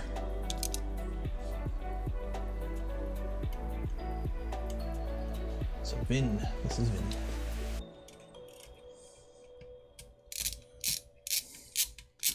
Rain Motorsports, $5. Cheers. Did you pick up any silicone wire for drones yet? I'm going to toss some battery straps. I never use the pack. Oh, that'd be sweet.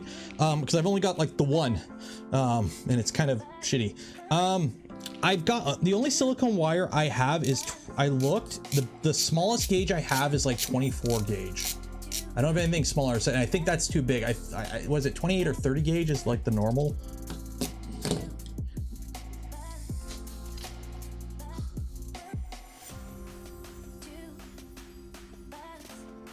What board? It's a Duet 2.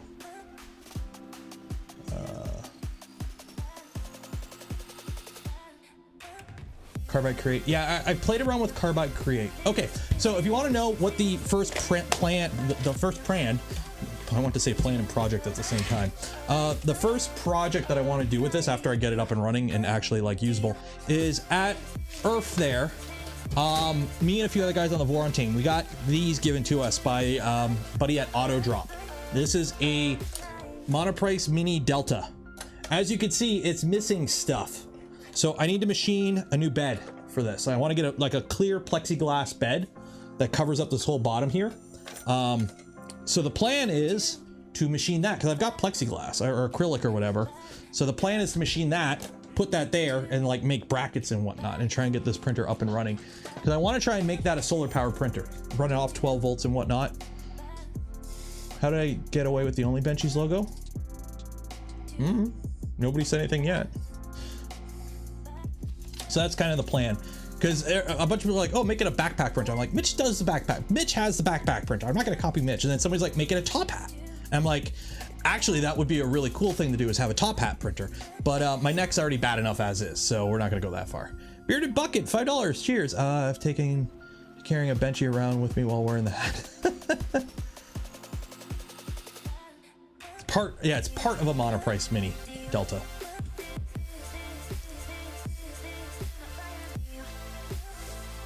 Okay, so let's see here. Let's get a camera on the back of this, so that way if we get sparks, we can at least get some content out of it.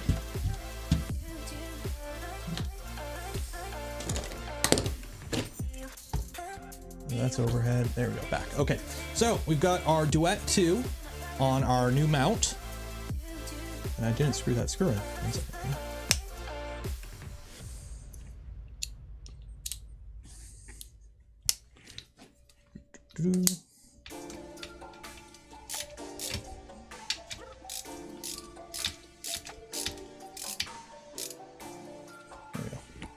There we go. So we got our Duet on our custom mount, which we made out of a scrap piece of ABS sheet from an Physek Voron build that they set the wrong size. So we got a Duet, got power going in, the spindle's connected to the bed output. We've got all our wires and our end stops, and we've got our Ender 3 power supply, which is 24 volts with some switches. So if we get sparks, it's content. If it works, it's content. It's a win-win.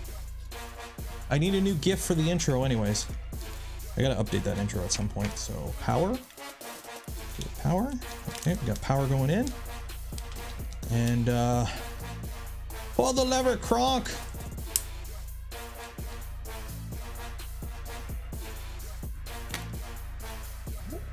And the Wi-Fi is on. No smoke. Okay, I think we're good. I think we're good. It's alive. It's alive. Okay, so now I gotta find it.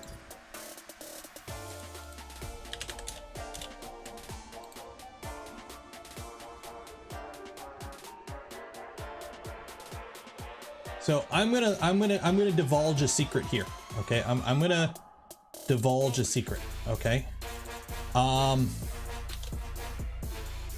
I've actually set up this already. Okay. Now, not fully. Okay. I've not fully set this up because this, if you remember correctly, if you're aware with the lore of the channel, this used to be in my Voron V2.6 or V2.26, serial number V2.26, and it was running Clipper. So I ran RepRap firmware on it for years, and then I eventually swapped it over to Clipper because I was having issues with the Wi-Fi or something. I can't remember what. I wanted webcam support too, so I swapped it over to Clipper, and then last year I took it out and replaced it with a Spider. Okay, because I had to put a Spider in something to review it, so I did that because it was the only one not running Clipboard. So it's been collecting dust since then. So I actually had to go and re-flash this back to RepRap firmware. And when I did, I set up a basic config. I got it hooked up to my computer. So here it is. I've called it CNC because I'm very creative with names. General, if you want to know, it is running Duet Rev Control 3.4.4. I do have dark theme enabled because I'm not a heathen.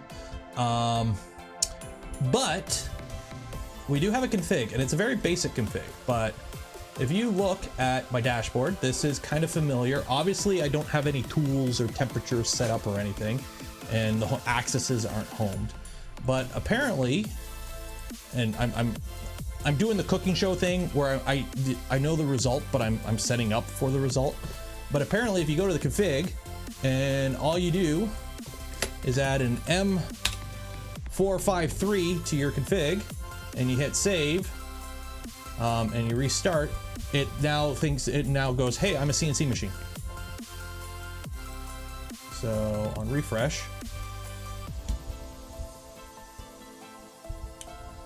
I put a password on it too, simply for the fact CNCs can do damage, and I don't want anyone who has access to my home network, if somebody somehow gets access to that. Plus, I wanted to try out CNC mode. Hey, look, CNC mode. So we have sensors, we have tool position, we got machine position. I lost my mouse. Where's my mouse? We got machine position, request speed, top speed, sensors.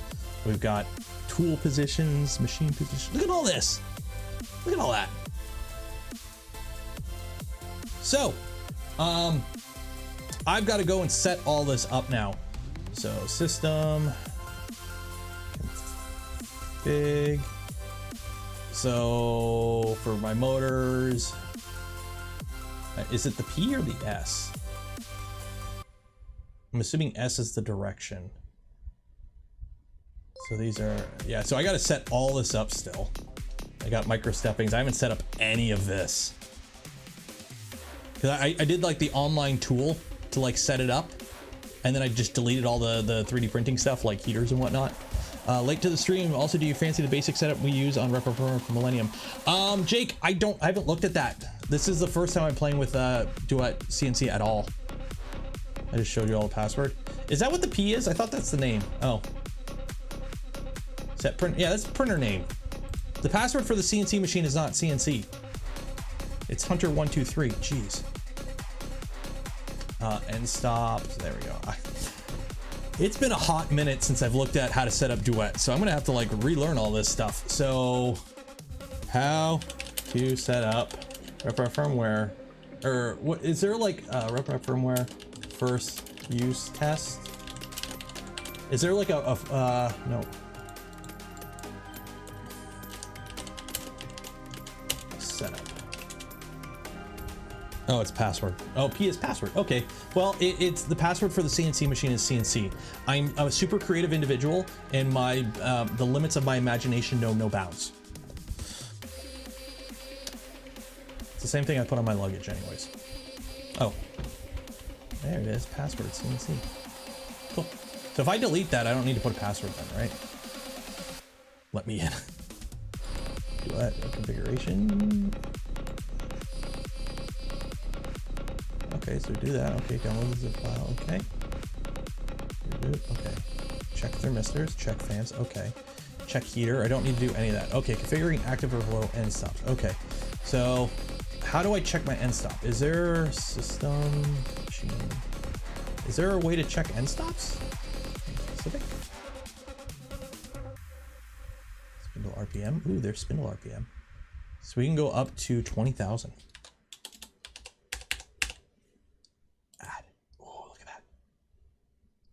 Not 75,000. No, 75,000. 20,000. 10,000, 5,000, 20,000. Ooh, look at that. Okay. Plugins.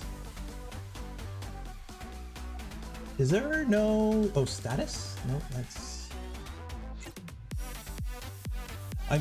I'm coming from Clipper for a while, so I'm like trying to remember if Duet has an end stop position, like diagnostics. No, specific.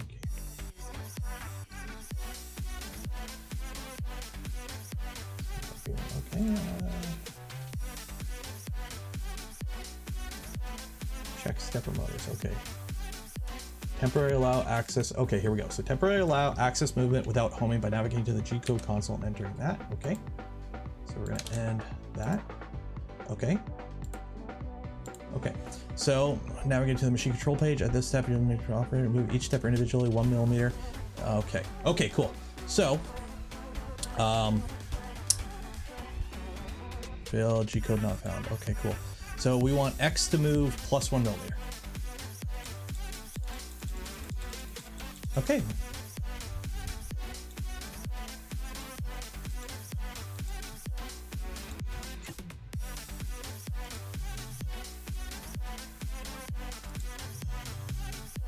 Okay, so obviously our this is not a 100 millimeter move, but it's in the right direction.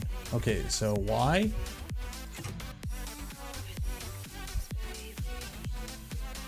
Okay, there we go. So Y is in the right direction. There's positive, you know, that direction. There's, okay. And Z, let's go down. Oh, would you look at that? They're all going the right way. Unfortunately, they're not moving in the right amount. So I got to update my micro steps. So system, config. Oh, where's microstepping? Configure microstepping with interpolation. No interpolation. Interpolation bad. Steps per millimeter. It is. Are they TR8s? What is it? Steps. Comgrow Robo CNC.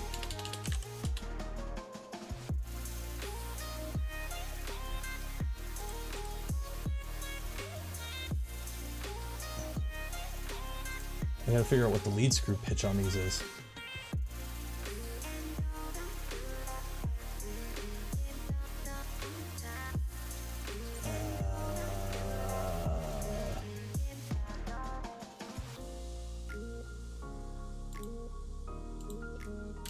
Lead screw.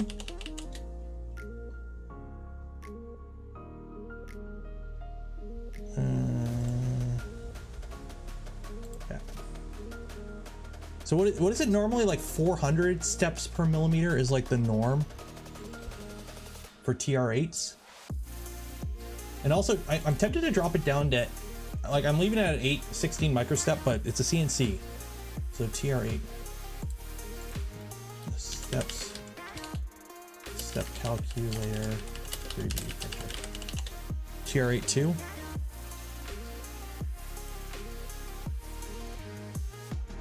And on F flow calibration. 400 is 32. So I would be 800. So it's 800, I think, for 16. Yeah, let's try 800. Okay, so 800. 800 steps, 800. And this would be 800 because I think they're all the same. Save. Run config file. Okay, so. Whoa! That did not like that.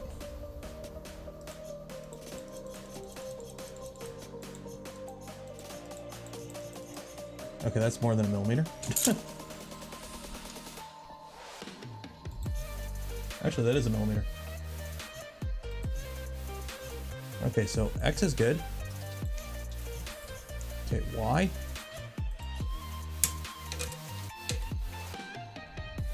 I'm totally just, you know,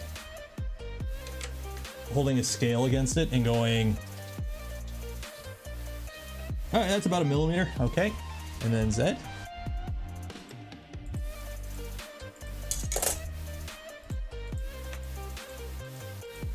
Okay. That's good. 2, 3, 4.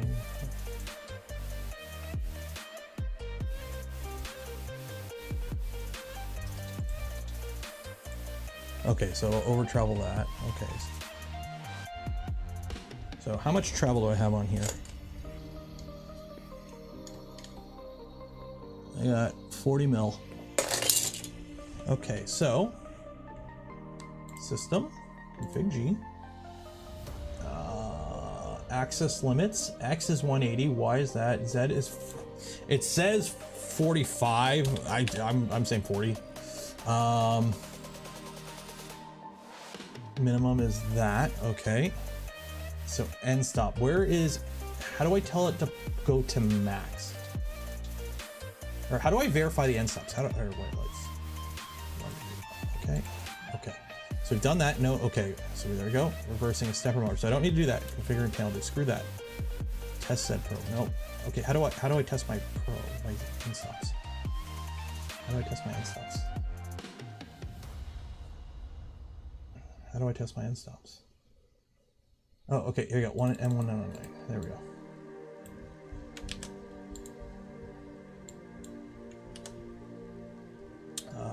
Console, M119, there you go. Okay, end stop at min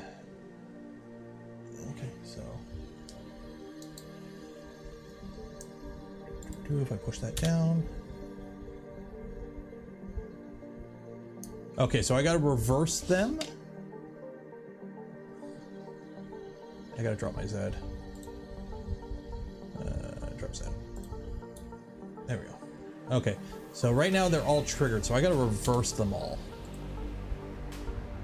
So I gotta reverse them all.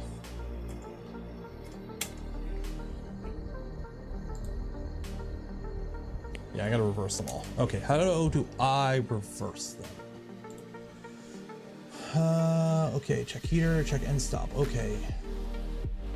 Figuring active high or active low. Okay. So I need to change the S. System, config, end stops. S 0. 0. 0.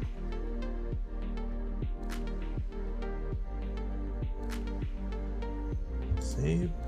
Run config file. Send.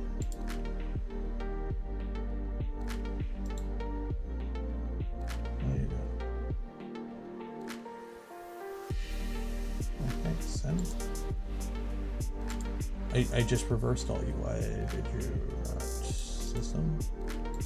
G. Yeah, put S0.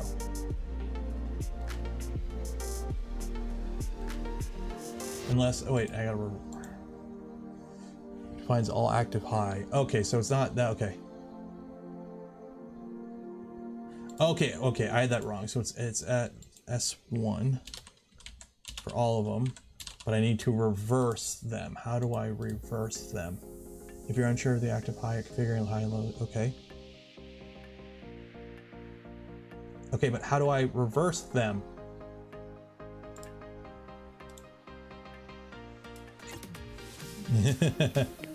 Okay, let's go. Duet G-code. G-code dictionary. Okay, there we go. Set end stop. Okay, cool. There we go. Okay. Pin name S is switch type. Okay. Okay. How do I reverse them? Because it's put a exclamation. Is it the same as Clipper? Put an exclamation sign. What is the pin name? X stop. Save. Okay. Response too long. See console. Cool. Okay, console. Boom, boom, boom. Not stop. Not stop. Not stop. Okay, cool. Now I need to make sure it homes to max. So set axis minimum, set axis maximum. Tools, miscellaneous. How do I tell it to home to max? Drives. Okay, there's my physical drives. X, Y, Z. I don't know why there's a Z2. Oh, Z is on number 2. Okay. Figure set end stop, set that. Okay, we don't have an E. We don't have an E. I gotta set up all the spindle stuff still. We don't have an E. Don't have an E. That save. Config.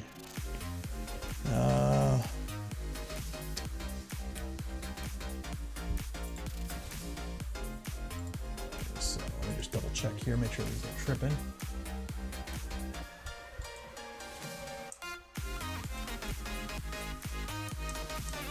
Okay, X at min stop. Okay. Not stop. Okay, so I need to make it so home to max. How to change home direction. Okay, examples. Okay, so set SPI. Okay, so bot right, no. Okay. So okay, there's that. Pin S is switch type. Okay. Maybe M84. Paste. Set drive mapping.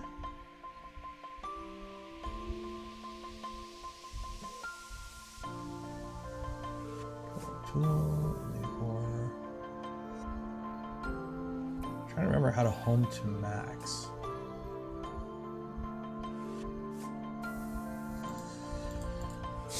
Change home direction. Firmware.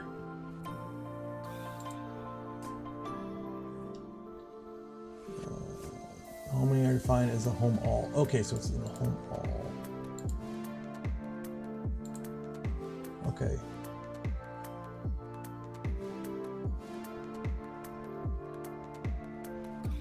Okay, so if I delete these,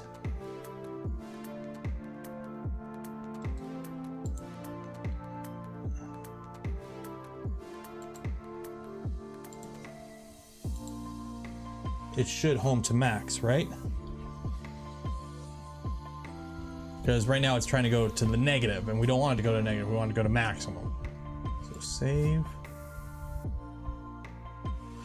Okay. Everyone got quiet. As soon as I start talking about RepRap firmware configuration, everyone in chat goes quiet. Okay, so do we YOLO this with a home? Do we want to YOLO this with a home?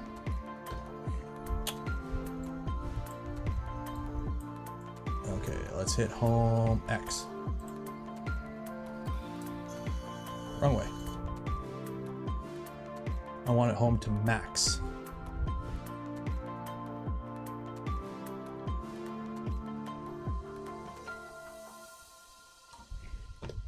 All right, so obviously that didn't work. So home all.g. So move quickly X, Y axis and stop there, first pass. I don't, so these originally had negatives in front of them. I got rid of that because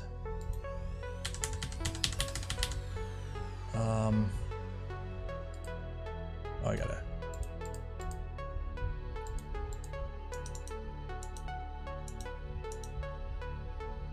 disable the stipper movement. Okay, so I just want to make sure. Paste, send. Okay, so right now when I tell X to go positive, it goes positive really fast.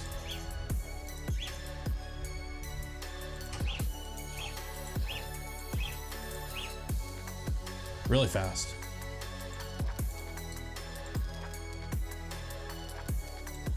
What is my speeds? Config.g. What is my speeds? Max speed change, 900. We should not be doing 900 millimeters a minute, I think, on this guy. Let's do like half that for now.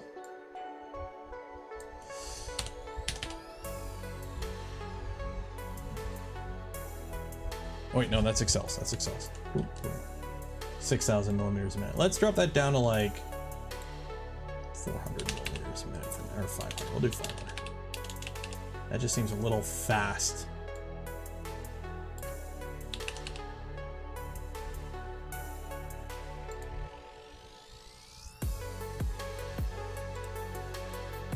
Okay, home all. So what am I looking at here? Okay, so no, it's RepRap. Wow, that's small since the user so much. I still have to. 1 is min, 2 is max. So where is? Okay, I see. Okay, so there you go. 2 for max. So just reverse these.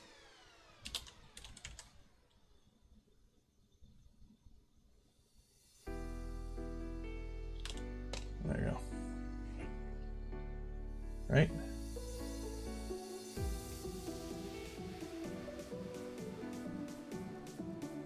Wait, no, wait, what am I doing? What am I doing? Cancel, cancel.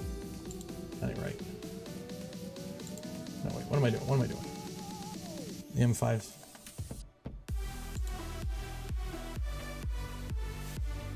M574. Oh, I see, okay. 2, 2, 2. There you go. Okay.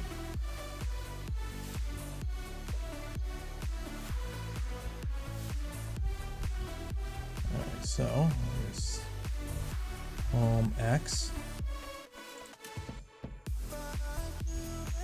No, you're still going the wrong way. Why are you going the wrong way? It's going the wrong way.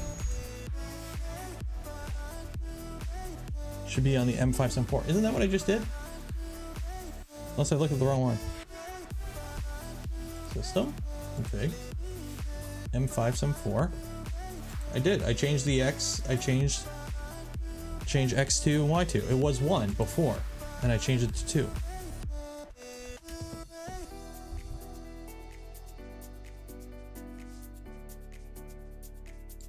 Oh, and home all.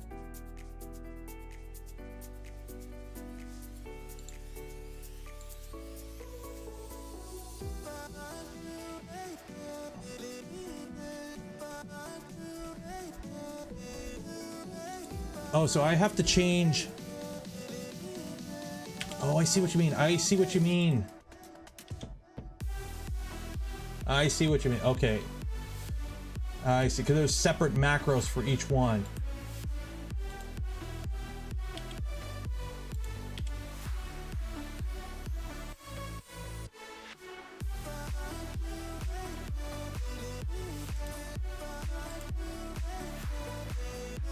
There's separate macros for each one.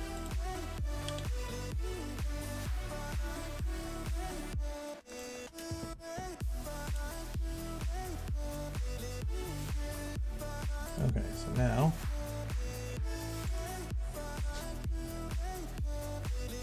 did you watch the Falcon Heavy? I did. Okay, so let's try this again. X. Oh, there we go. Yeah, we're gonna double the speed up here. That's a little slow.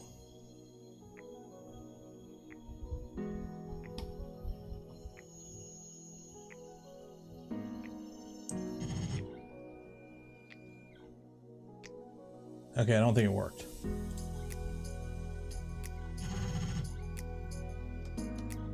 It did the da-da-da and then it stopped. So is it working? It says it's homed.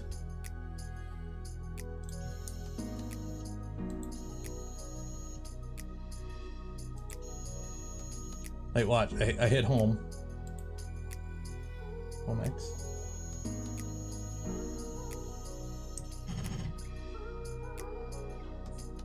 Oh wait, no, I think I fricked up the... Oh, that's why. I need a negative there.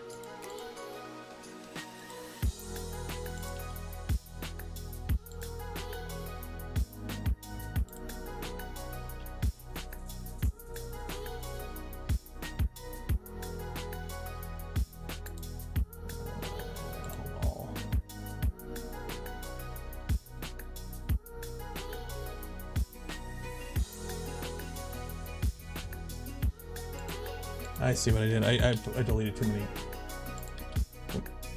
those.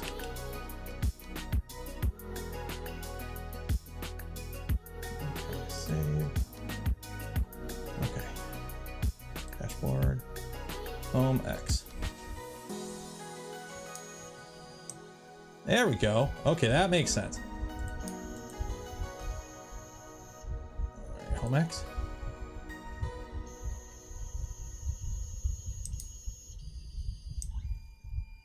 Okay, home Y.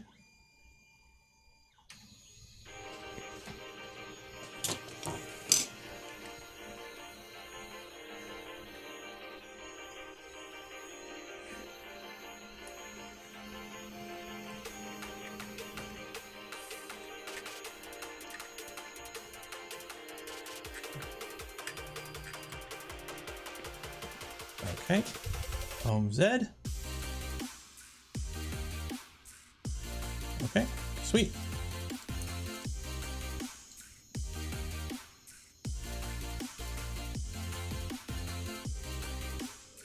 Now let's put some speed back in this because it's a little slow.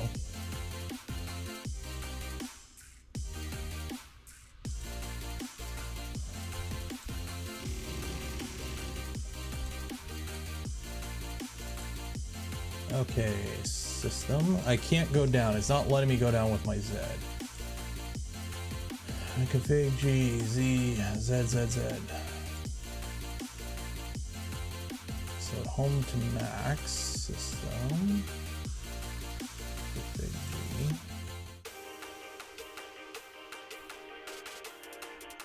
So let's drop this up to 1,000.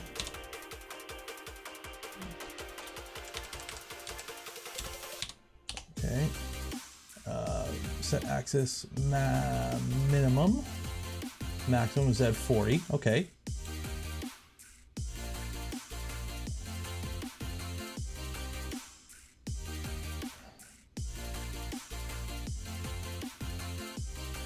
And stops are all the same.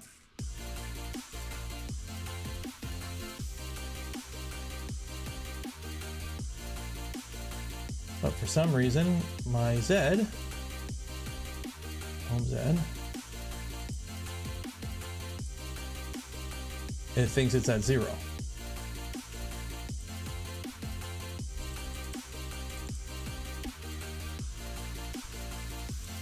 Okay, it's at 0. It's at 0. Okay, so let's see here.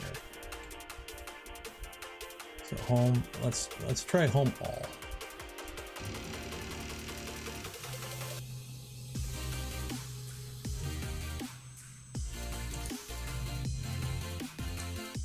Okay, so Z is at 0, but X and Y are right at their max. Okay. You have G92 Z0 on your home all. Oh, status. G92 Z. Okay.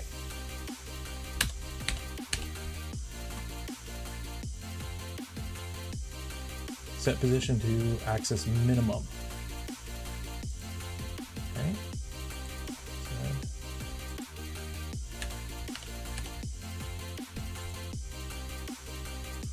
Forward. Comes up.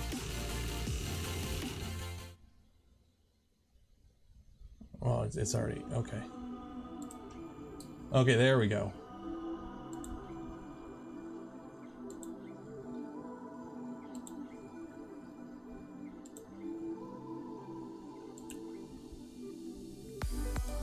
There we go. Home Z.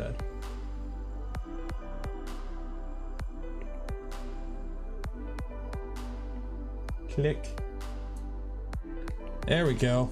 And now we're at, there we go. So now we're at max. Now we are at max. Now we are at max. Okay. So drop that down. Just want to make sure I'm using all the Z I have. I want to make sure I'm getting all of it out of this machine.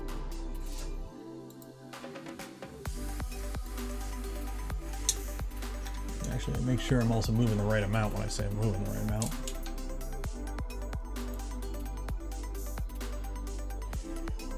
Okay. Actually, no, I do get 45 out of it. I do get 45.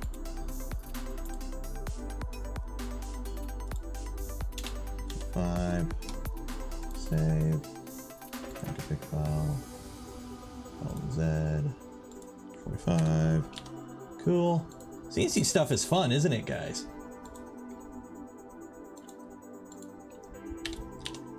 Let's see.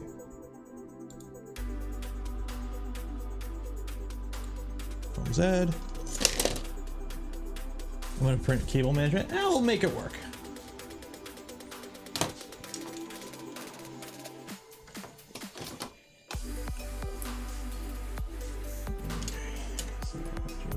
Sure, I am moving 45 when I say I'm moving 45.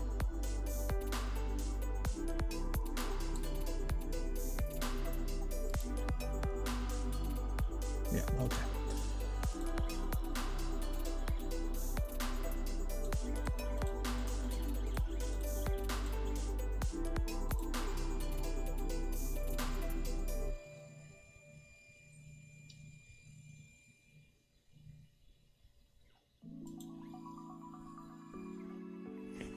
Ooh, I even have a little bit extra, but we'll play it safe.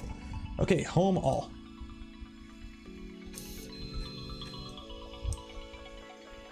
There we go. Okay, so now, e-stop, RepRap firmware setup, e-stop. Okay, connecting emergency stop, Duet. Okay. Cut all power. This one because cut all power. I don't want to cut all power. I just want to. Okay, if your power supply supports PS on, nope. Okay, make it a button. Do what you want.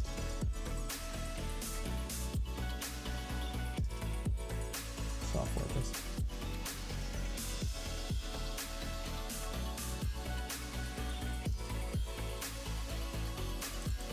Okay, so I can make a switch to just do an M112. Okay. So I can just do a switch, set up an M112. Okay, so we'll get to that later, but I want to make this spindle do stuff, so.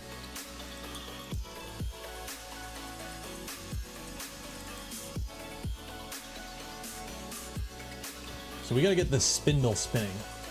So, Duet, RepRap firmware, CNC. Okay, so this has all been depreciated. Why does it keep coming up on searches? No, that's not what I want. CNC. CNC machines. There we go. Okay. So we use that to put in that. Okay, we're going to use the M950 command to set up outputs for use for spindle control. Define the spindle as a tool with M563.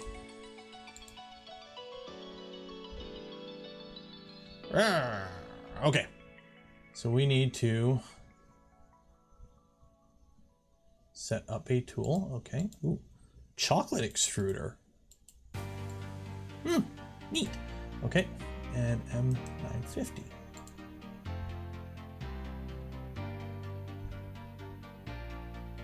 Create heater, fan, spindle, or GPIO servo pin. Okay, so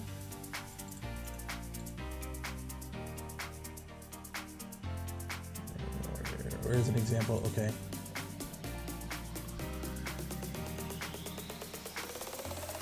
Okay, M950C expanded heater 3L1200. Okay, so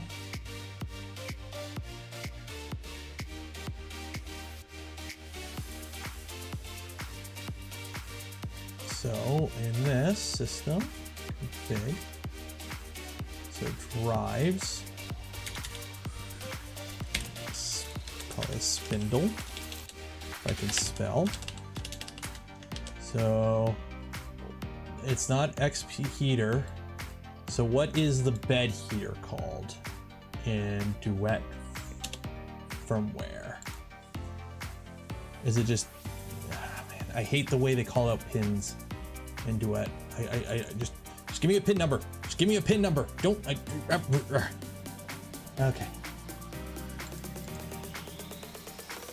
So R0, what's C? C is pin name. Pin names. Okay, what are pin names? Pin names. Bed heat.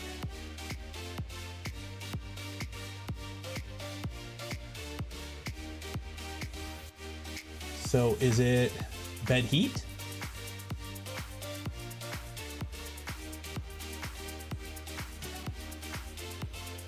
Are stripped from the pin names before comparing. Okay, so just bed heat is my pin name. Is that? Still haven't heard anything. Did you fill out the form? If you filled out the form from Polymaker that I emailed you and you haven't heard anything and it's been more than a week, I would open a ticket on their Discord. So. In an e-stop example just over the spindle example. Oh, I did.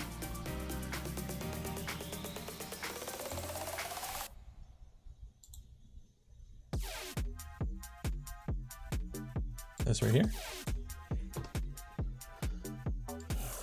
Input one uses E inverted pull up enable. Okay, but what does that do?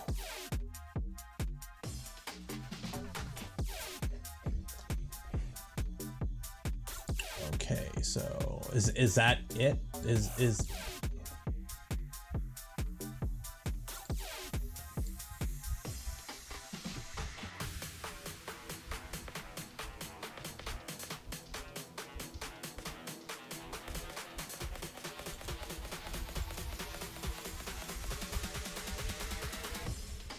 use create here, so every must have exactly one of the HFS or E. Okay, so it only needs one.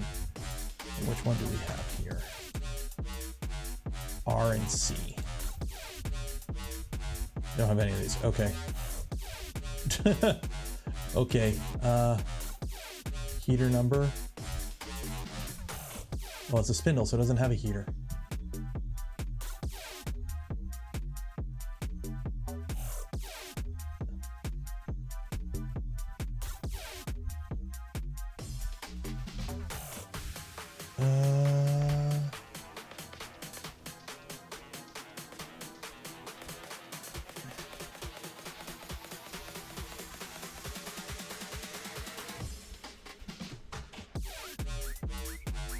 L, okay, so the L, we need an L. So the L for this is 20,000, so that's the max speed. Okay, whatever, just run config file, whatever. See what happens. See if it gets angry at me.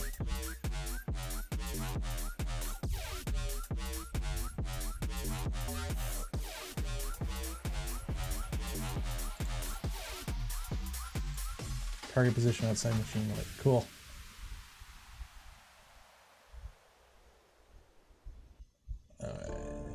So I need to set up a tool because I don't have a tool set up.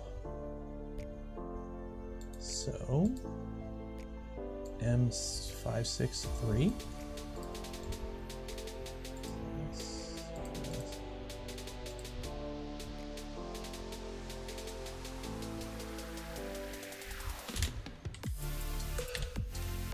M563. Do I have M563 in here? No, because I don't have it. Okay. So M563. Define tool. So P is tool number. P0. P0. I'm not going to bother. S. Spindle. Okay. There's no extruder, axis, XYZ, R0.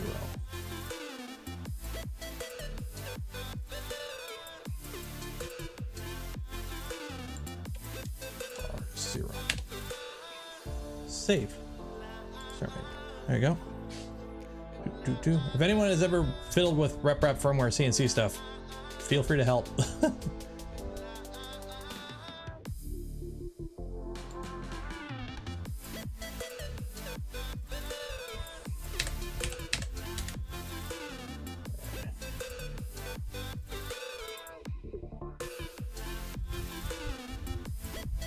I think I missed a space. Oh, I got a spindle. On?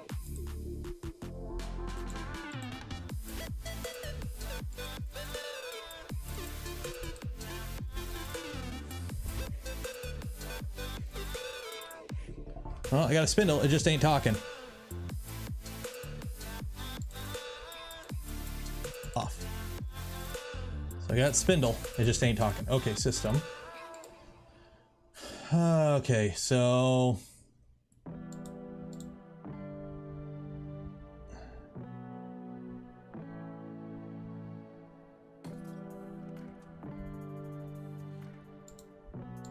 and create spindle. Okay.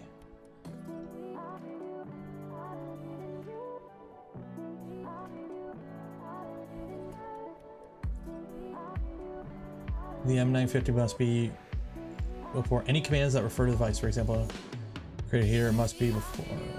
Okay.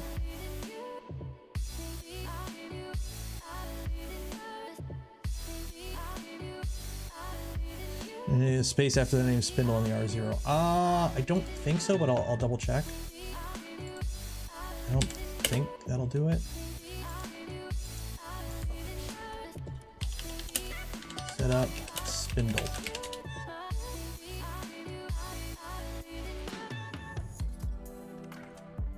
Probably just gonna bring the same thing. Yeah, shoot. This is outdated too.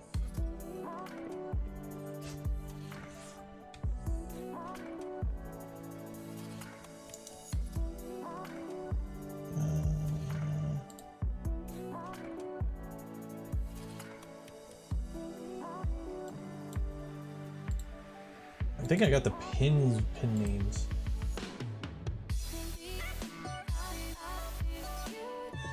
Oh, I should have a dot in there, I think.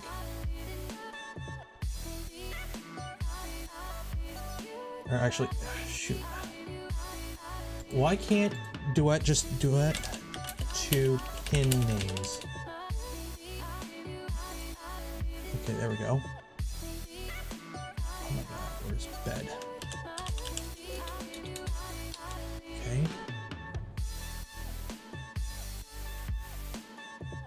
Where is... Oh my god. Give me a map. Why do you make this harder, Duet? Heater 5. So I'm assuming bed is heater 0? Would that make the most sense?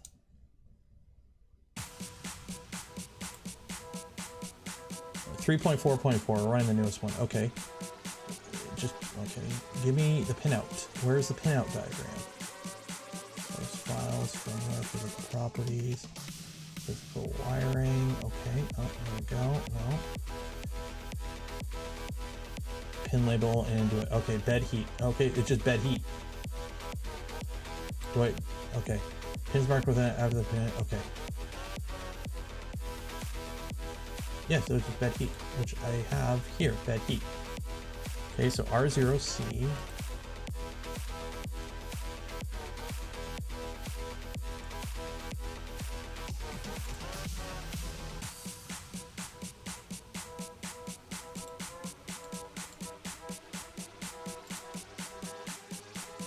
M950R0. Oh, R0.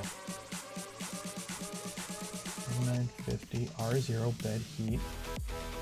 That looks right.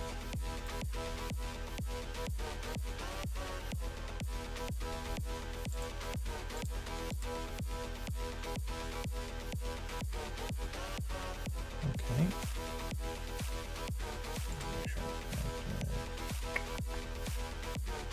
CNC.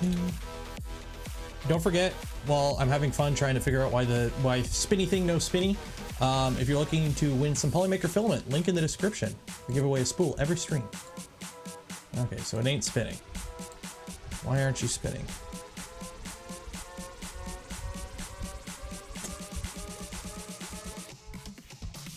Is there something where the axes have to be home maybe? No, it shouldn't be. Let me see if I get a light. Because there should be a light, right? If the bed heater's on. Whoa!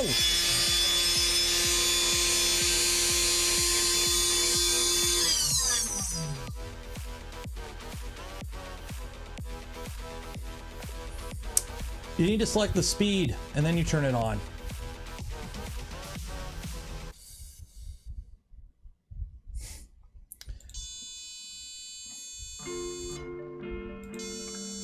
Okay.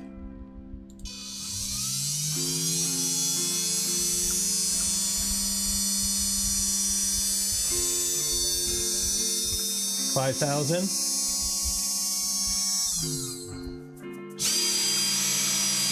10,000.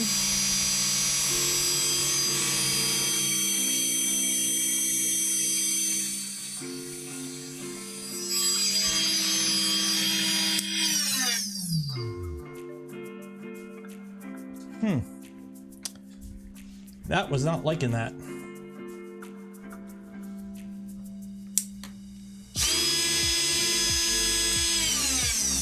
Okay, we're getting short to ground. Why are you shorting the ground?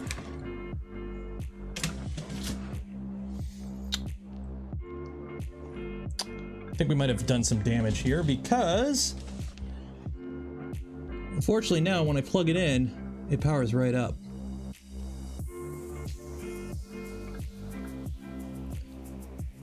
Yeah, as soon as I plug it in, like printer's off. That turns right on now. So, what is going on there? M999. What is M999? What is M999?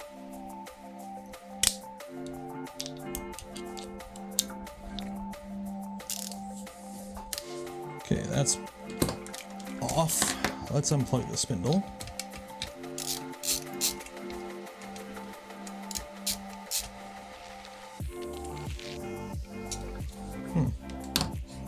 Okay, so spindle's unplugged. Turn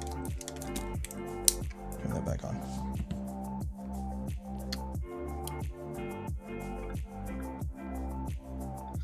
I don't smell any smoke.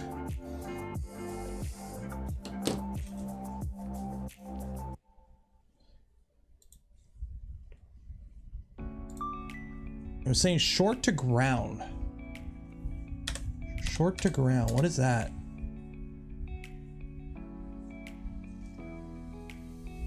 Snowboard gifted 5 community memberships. Cheers. Well, it's on.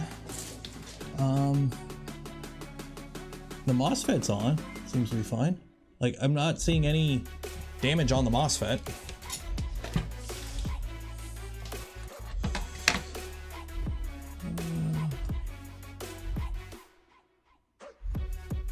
It's not even warm.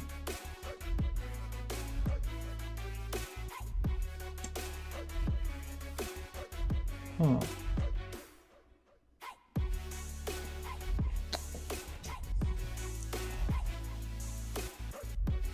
Let's see here.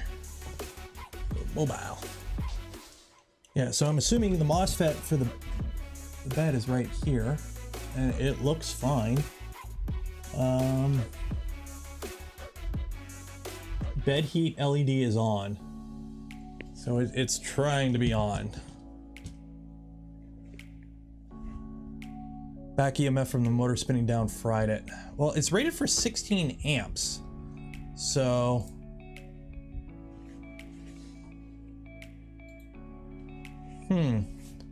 and power up.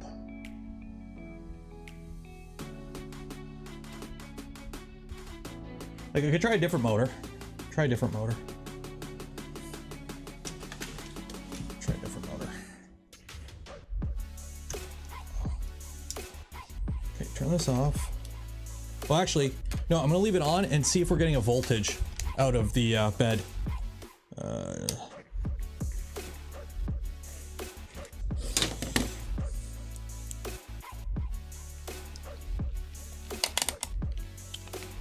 Okay, let's see if we're getting a voltage out of the bed. So first, let me just double check, because this is a new multimeter. So negative, positive.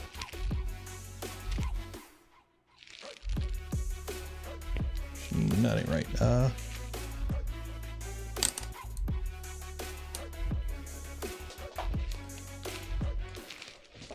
It's a brand new multimeter. I don't know how to use it. Is it DC milliamp? DC.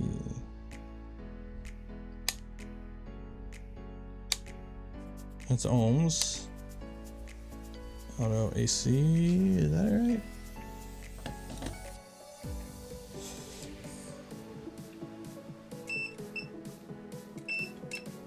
Oh, that's continuity. Actually, no, that ain't right.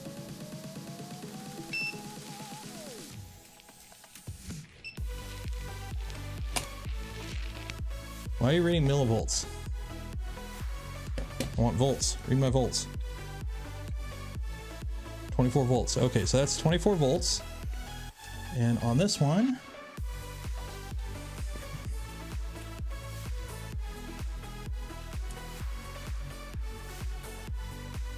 it's reading like 130 millivolts. Yeah, it's getting nothing. Oh no, 24 volts. Yeah, the bed heater's on. So I'm wondering if I have something screwed up in the config to do that.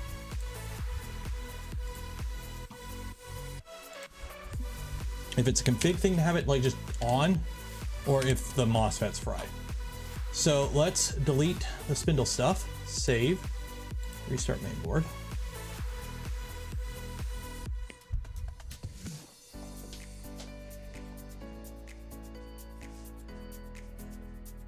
Yeah, that MOSFET failed close. Yep, MOSFET failed close. That's what killed it. Yep, because it turns on as soon as I give it power.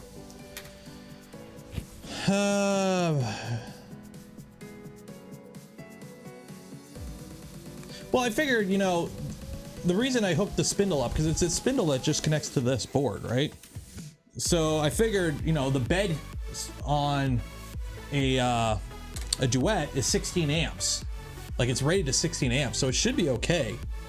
Now the question is, how can I fix this? Also, why not use a relay?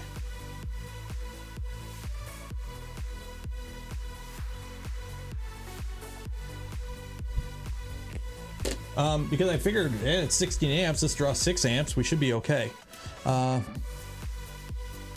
in the spindle, could be backing it. Yeah, it's the volts. Well, it's only 24 volts, but back EMF might have been a thing, you're right. So the question is, how can I fix this? Do I have a relay board? Or an external MOSFET? I think I have an external MOSFET. Ugh. Somewhere.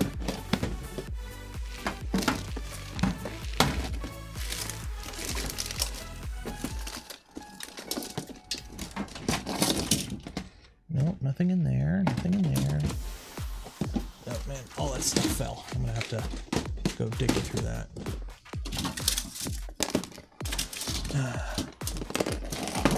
Whatever. That ain't gonna work. Don't you have an external? I might. That's what I'm looking for. I could have sworn I had one at some point.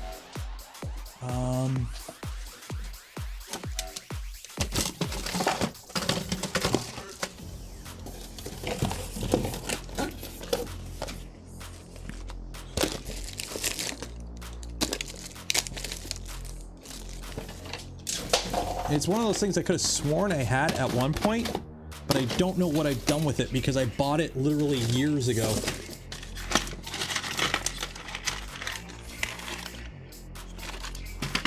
Like, I think I bought it back when I was like first getting into Vorons or something. So if I have it, it's buried somewhere.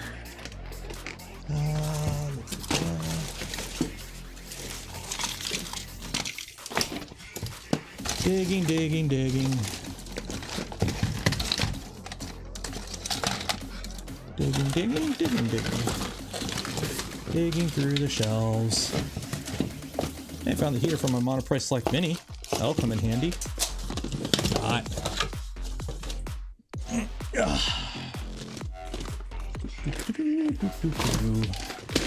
Are you in here? Are you in here? Are you in here? Nope, nope, nope, nope.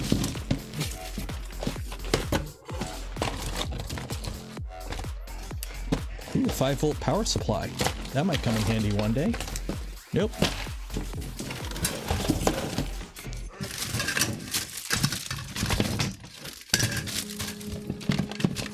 Are you in here? Nope. Are you down under here? Nope. And lastly, are you on this shelf? Hope you're enjoying me talking to myself. Random musings about things. Nope, nope, nope, nope. Ugh. Oh. Getting old sucks. In here, maybe? Nope. Nope. The drawer of electronics. What the heck are you? Oh, those are... Well, if I need a 5-volt regulator, that'll come in handy, I guess. Got a bunch of those. Didn't even know I had those. Yeah, I remember buying one ages ago for a project, and I don't know what I did with it.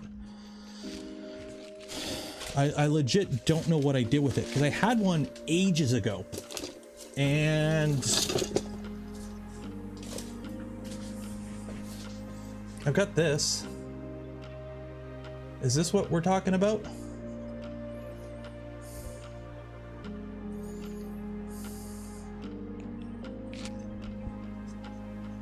That will work, okay.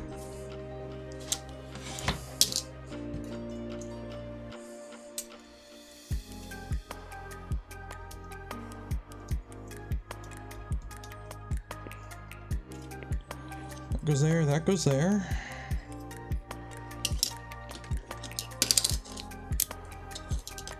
It's an H bridge. What's an H bridge?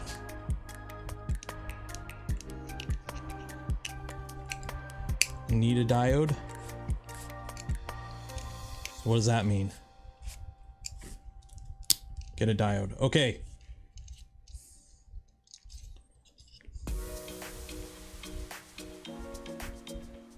Might be a flyback diode. Oh, I don't know. I just know that MOSFET's mighty chunky compared to the other one. It will blow. EMF. Okay. So what kind of diode do I need and where does it go? Okay, but you just keep saying diode. I have no idea what you're referring to. I know what a diode is, but like, is that something I add to this or does it come with this? MOSFET needs to be protected. Okay. Arduino motor MOSFET. Okay, so I'll search for that and we'll come back to this later, I think. So.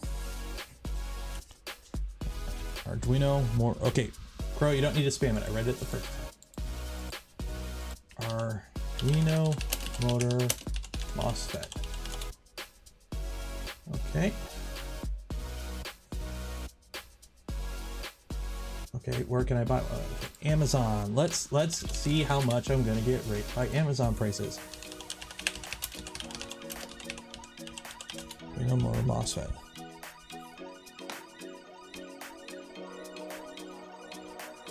So one of these guys.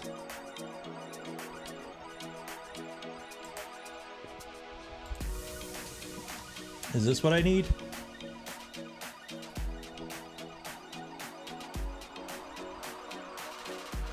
Yeah, SSR won't work. Motor drive controller board. Dual H-bridge robot stepper driver. And Crow's like, no! And then somebody's like, yes! And this is why I don't trust you guys.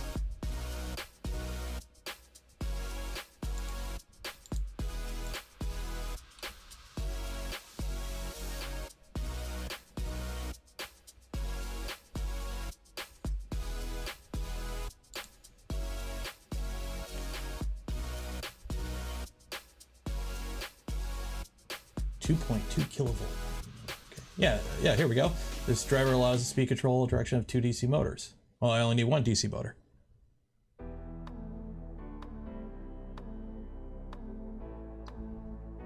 It has 2 H-bridge circuits. One, there you go. 5 to 35 volt with a peak current of more than, okay, more than 2 amp. No, I need more amps. I need like more than that.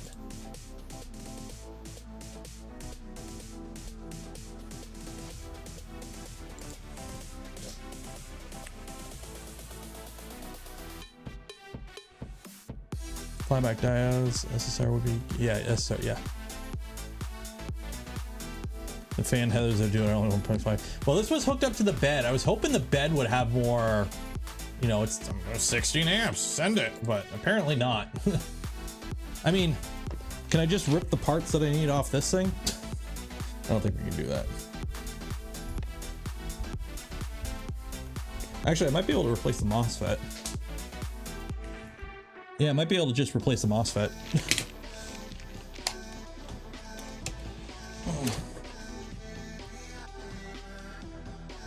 Yeah, those MOSFETs look kind of the same. I might be able to just rip the MOSFET off this and just swap it on there. No, this was an old... Won't help build the next. No, but at least it'll fix the board. And I can use the bed controller as something else if I ever do it as something else. So let's get this all apart. So what time are we at right now? We're at 4:44. So we're going to do the draw for everything at, if you haven't entered, at 5 p.m. So if you haven't entered, go on the community Discord, or correction, link in the description, and enter to win. And then what you can do is go on the community Discord and link me the thing I should buy to fix this. And remember, I'm in Canada, so don't link me on anything on Amazon.com because I can't use it because it would be way too expensive. I'm honestly surprised, like, the MOSFET's dead because it does not look dead. That's... I know they're saying you still need to protect the MOSFET. I didn't know that. This has been a learning experience. because I just figured, oh, it draws 6 amps. I'll just, you know, it's good to go. But back EMF is a thing, so you live and learn. You can use an ESC brush motor. Well, I could just take, you know, from the Death Racer. Come on. Urgh. Like I got this from the Death Racer, an ESC. Can you just use an ESC? Could I just use an ESC? I have a spare ESC.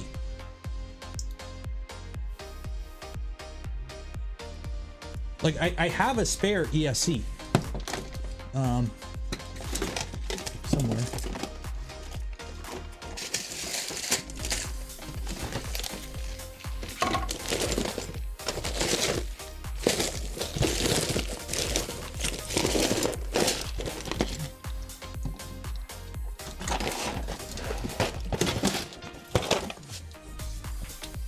I got the 2 good ones there. I could have sworn I had a spare ESC from this.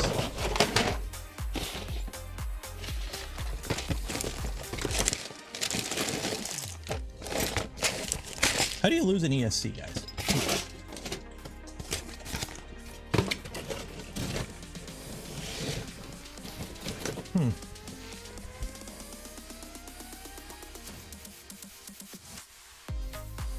PWM signal. No, they're brushed motors. They're brushed motors. I'm trying to think of where the other...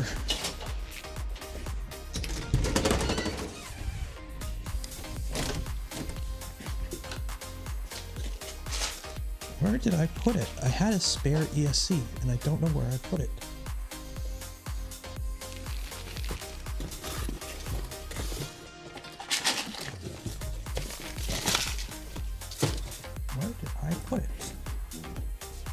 This is gonna bug me now because I don't know where I put the spare ESC that I had. This is really gonna bug me now. I had it. I don't know if I brought it with me to Earth and it's still in a bag somewhere or what.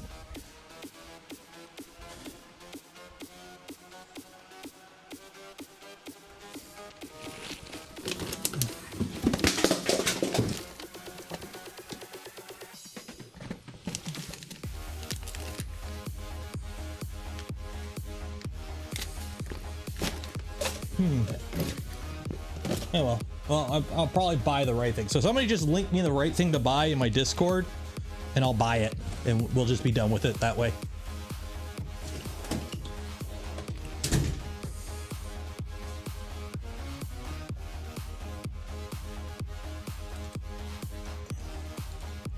So let me pop up my Discord and see if people are linking me stuff.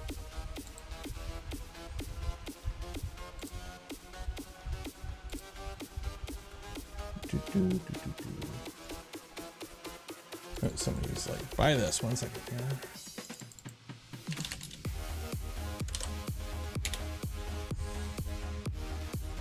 Okay, that doesn't exist. Fred the MOSFET, tell you to get any smoke sparks out of the future. Well, let's take a look at the MOSFET. Here's the thing, like, I really wish I knew where I put that bloody ESC. Because it's just, you know, one of these guys. Only got 2 of them. ESC. You've got the pin that goes into the receiver. You got an on-off switch. You got to the motor, and you got power going in. So I had 2 of them, or I had 3 of them, and I don't know where I put the 3rd one. It's got to be around here somewhere. I just don't know where. Like, couldn't have gone too far.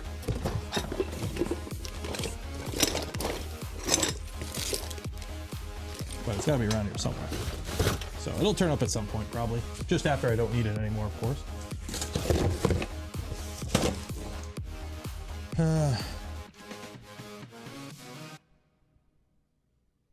I think the fire on the MOSFET. But yeah, somebody just link me on the Discord what I need. As for the Duet, let's see if I can fix the Duet.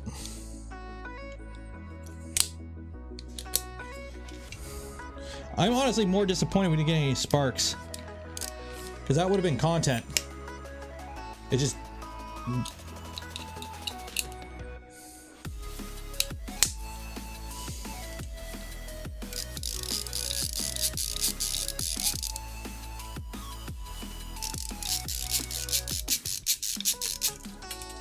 It's a brushed motor. And the ESCs that I have are for... Oh, here it is. Yeah, there it is. So this is for a brushed motor, okay? This is a brushed ESC, 60 amps, Surpass Hoppy. Here's the PWM pin. Or the controller. This plugs into the receiver. And then you got power in, power out. Is that an L? Yeah, this is an LTD screwdriver. Someone linked one in the Discord? Okay, cool. Okay. So,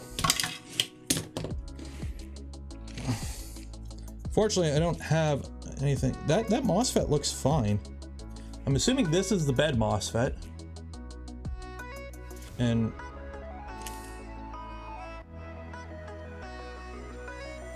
there you go. Little, I don't know if that's it there or what. Fuzz it out. If it's bad, it'll short, right?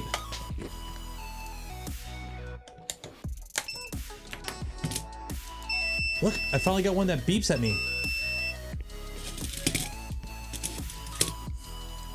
So this one should be good. So on this one, nothing. Nothing. Okay, and on this.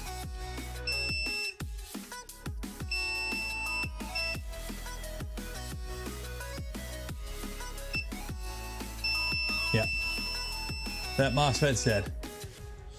So I'm wondering, can I just steal this MOSFET and put it on there? They look kind of the same.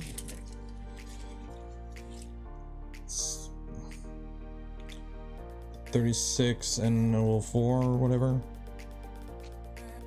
Same rating. I don't know how to check the rating.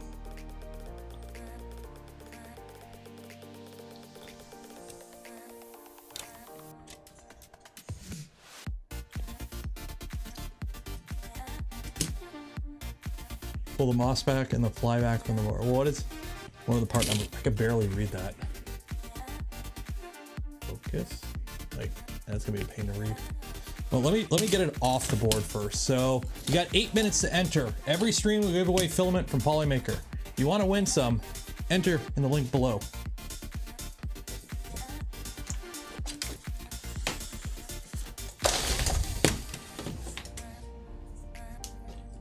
I'm just happy I got a multimeter that works.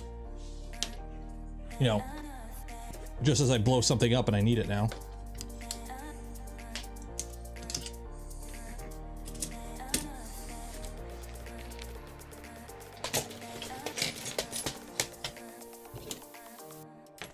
Need some tweezers. A little bit of flux.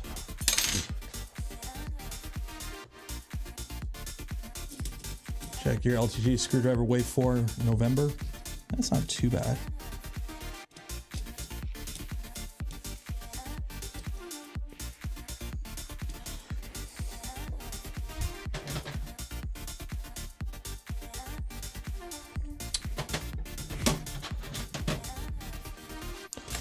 I cleaned up my desk today and I got like 5 needle nose and I've like lost them all already. There we go.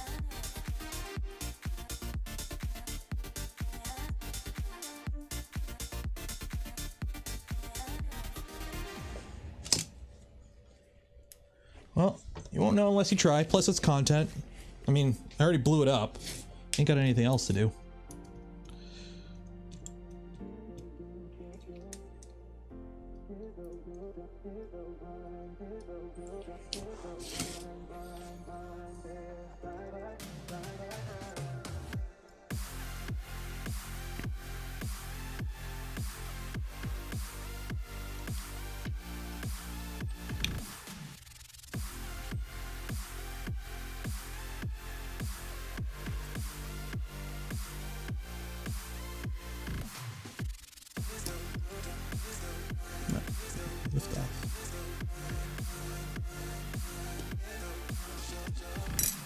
Okay, so get the pins off now.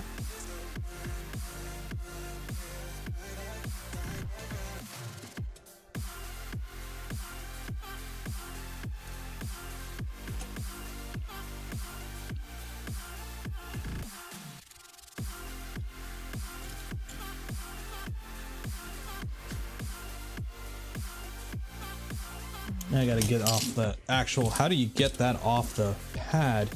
Because that's soldered down on the pad, right?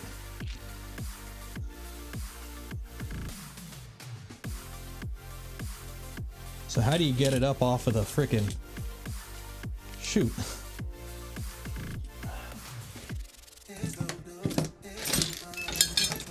Yeah, quick thing.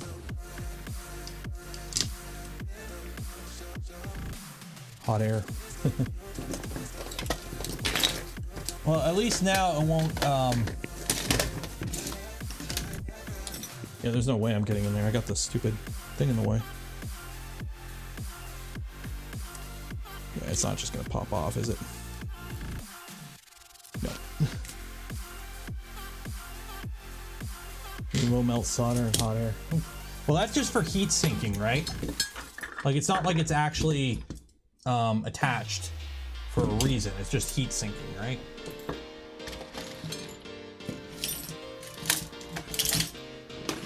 I wish I knew where my I had a narrow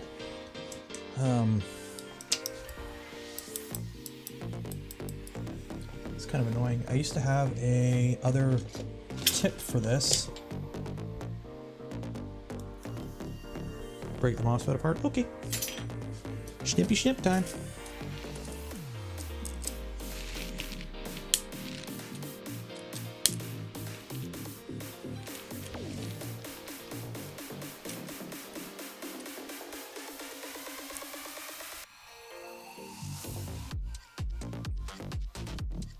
Actually, we might have killed it because I might have ripped the pads right off. Yeah, I think I ripped the pads off. Oops. Oh well. It's already broken.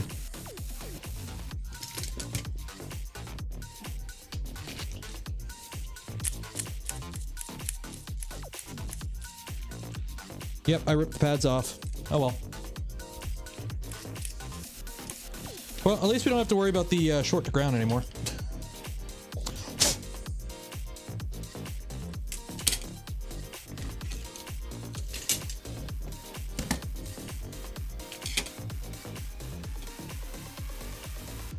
Hey, it's not conducting anymore. Yep. Yeah, I ripped the pads off. Yeah.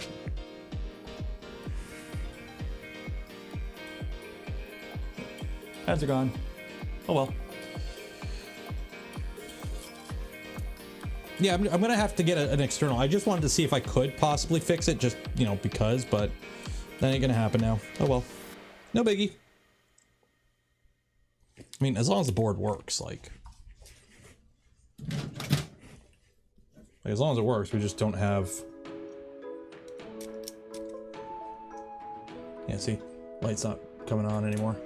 Actually, let me give it proper power.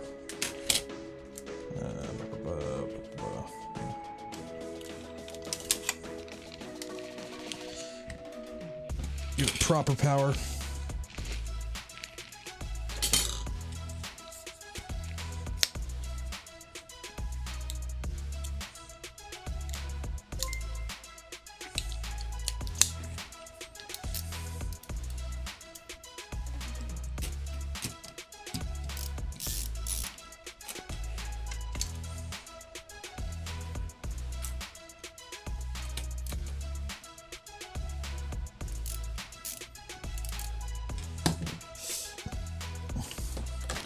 Daniel Walker, 99, Whiskey Fun, loving the CNC content. Cheers. Well, it's not so much CNC content when I don't go burr. Okay. Yep, so the light's not coming on. So at least we're not having an open bed circuit anymore. But everything else seems to be working fine. So let me just double check here. Printer, CNC, boom, boom.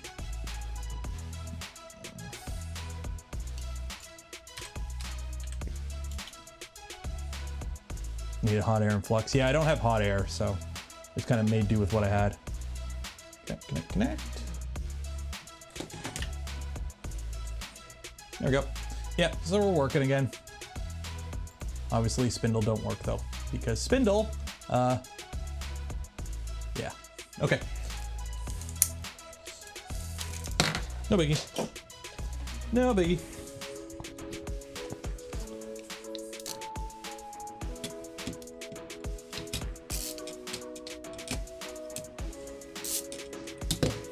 Okay. So I guess what we'll do is I will buy that part. Let me see, somebody linked it on the Discord. Let me pull it up here.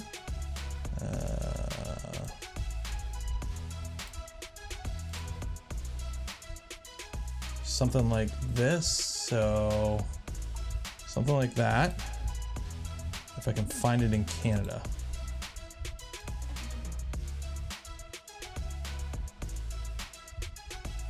Yep. Connecting DC motors.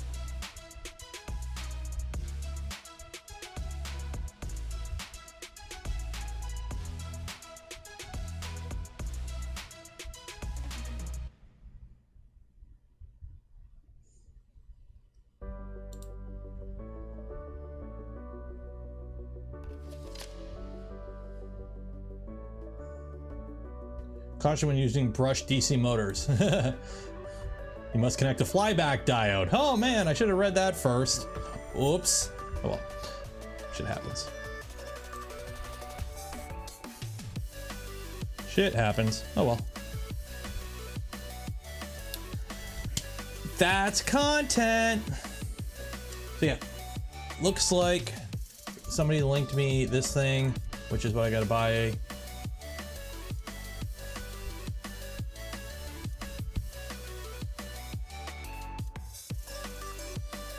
50 PM. Is that you, Brennan? I only got one. Wolf Pup, is that you? Okay, there you go.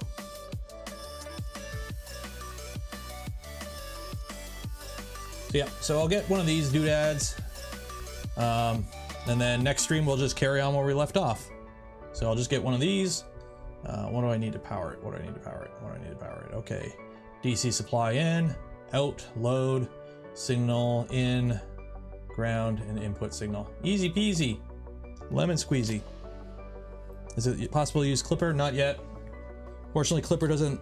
The problem is, there is a lot of CNC stuff that 3D printers use in terms of G-code, but not everything.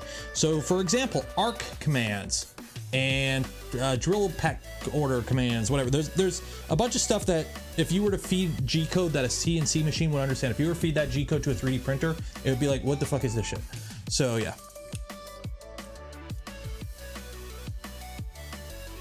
I say just switch the spindle on and off with a switch. I want auto off, so if something finishes and I'm not there, it just turns off. I kind of want that. I want control.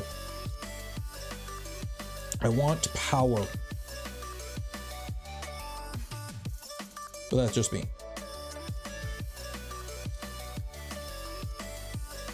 Man, it would have been nice if this was one of the Duets that had a MOSFET for the bed.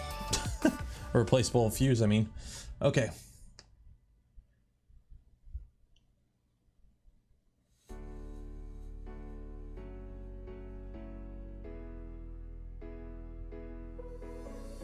Solder wire to the VIA and send. I don't know. I figure use our like control and whatnot. You could probably wire that bed MOSFET board for fan output. Couple of steppers to twist off to it. Fuse might not have saved it. Yeah, whatever. If this is cheap, if I can get this in Canada for not stupid price, we'll just go with this. Because then I could just, you know, do what we did before and just have it not be shit. Okay. Oh, here we go. 4-piece MOSFET, 15 amp, 400 watt. It will be here Wednesday. Maybe. There we go. Sweet. Sweet. Okay. So we're gonna do the draw because I know we ran late here. So let's Wheel of names. Also get a flyback diode. Well, this should take care of it. I shouldn't have to worry about a flyback diode because there's only a signal voltage going to it, right?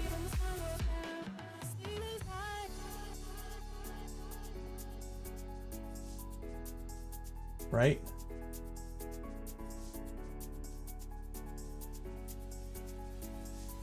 I hope. Yeah, next Friday, part 2. Okay, so every stream will give away a spool of filament. This stream is no different.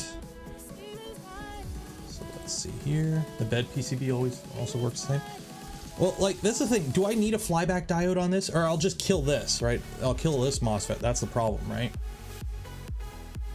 I don't know. Whatever. Maybe I'll fiddle with it off stream. Okay, let me... Great. Those boards have the diode, those aren't protected. Okay, so the board that I was looking at Amazon has a diode built in.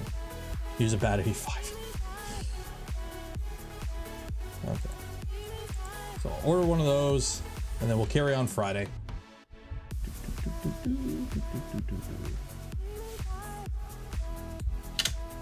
Copy. And then I'll just control it with like a fan output or something.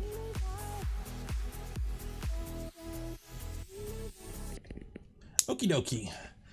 So the spindle goes up to 20,000 RPM. Somebody give me a number between 1 and 20. 1 and 20. 1 and 20. 13. 13 works. 3, 4, 5, 6, 7, 8, 9, 10, 11, 12, 13. Big spin, big spin, big spin.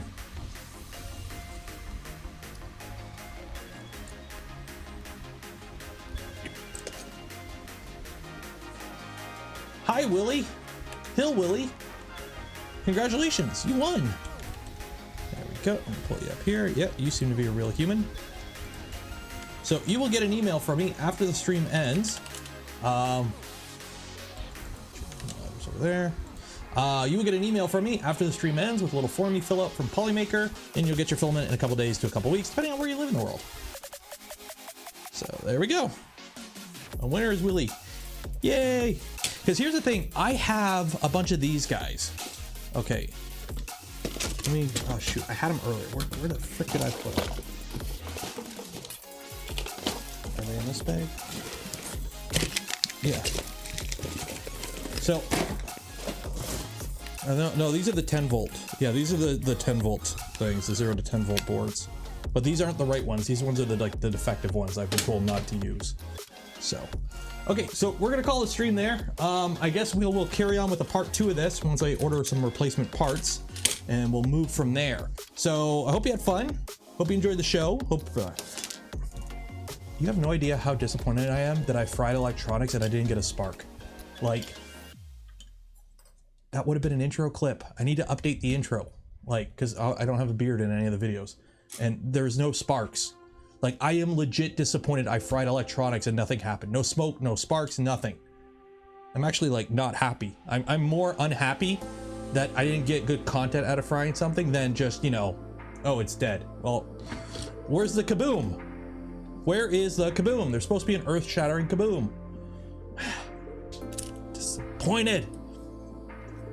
Anyways, cool. We're gonna end it there. I want to give a shout out to Polymaker for the spool of filament that we give away every stream. Shout out to Duet for building really good hardware, because that just killed the MOSFET for however many back EMF amps or pixies were shoved into this, and we only popped a little MOSFET. So yeah. And congratulations to the winner, Hill Willie. Shout out to everyone who donated to the channel, became members of the channel, or gifted memberships to others. You help support the content I create and the things I do, and replacement electronics for when I fry shit. I would not be able to do it without your continued support. So I thank you. You make this all possible. I will see you guys tomorrow evening for whatever part of the salad fork. We're going back to the salad fork. So yeah. We're gonna end it there. I'm gonna go make dinner for the family. That's about it. Be safe out there. Don't electrocute yourself. Wash your hands. Enjoy your weekend. Cheers. Bye.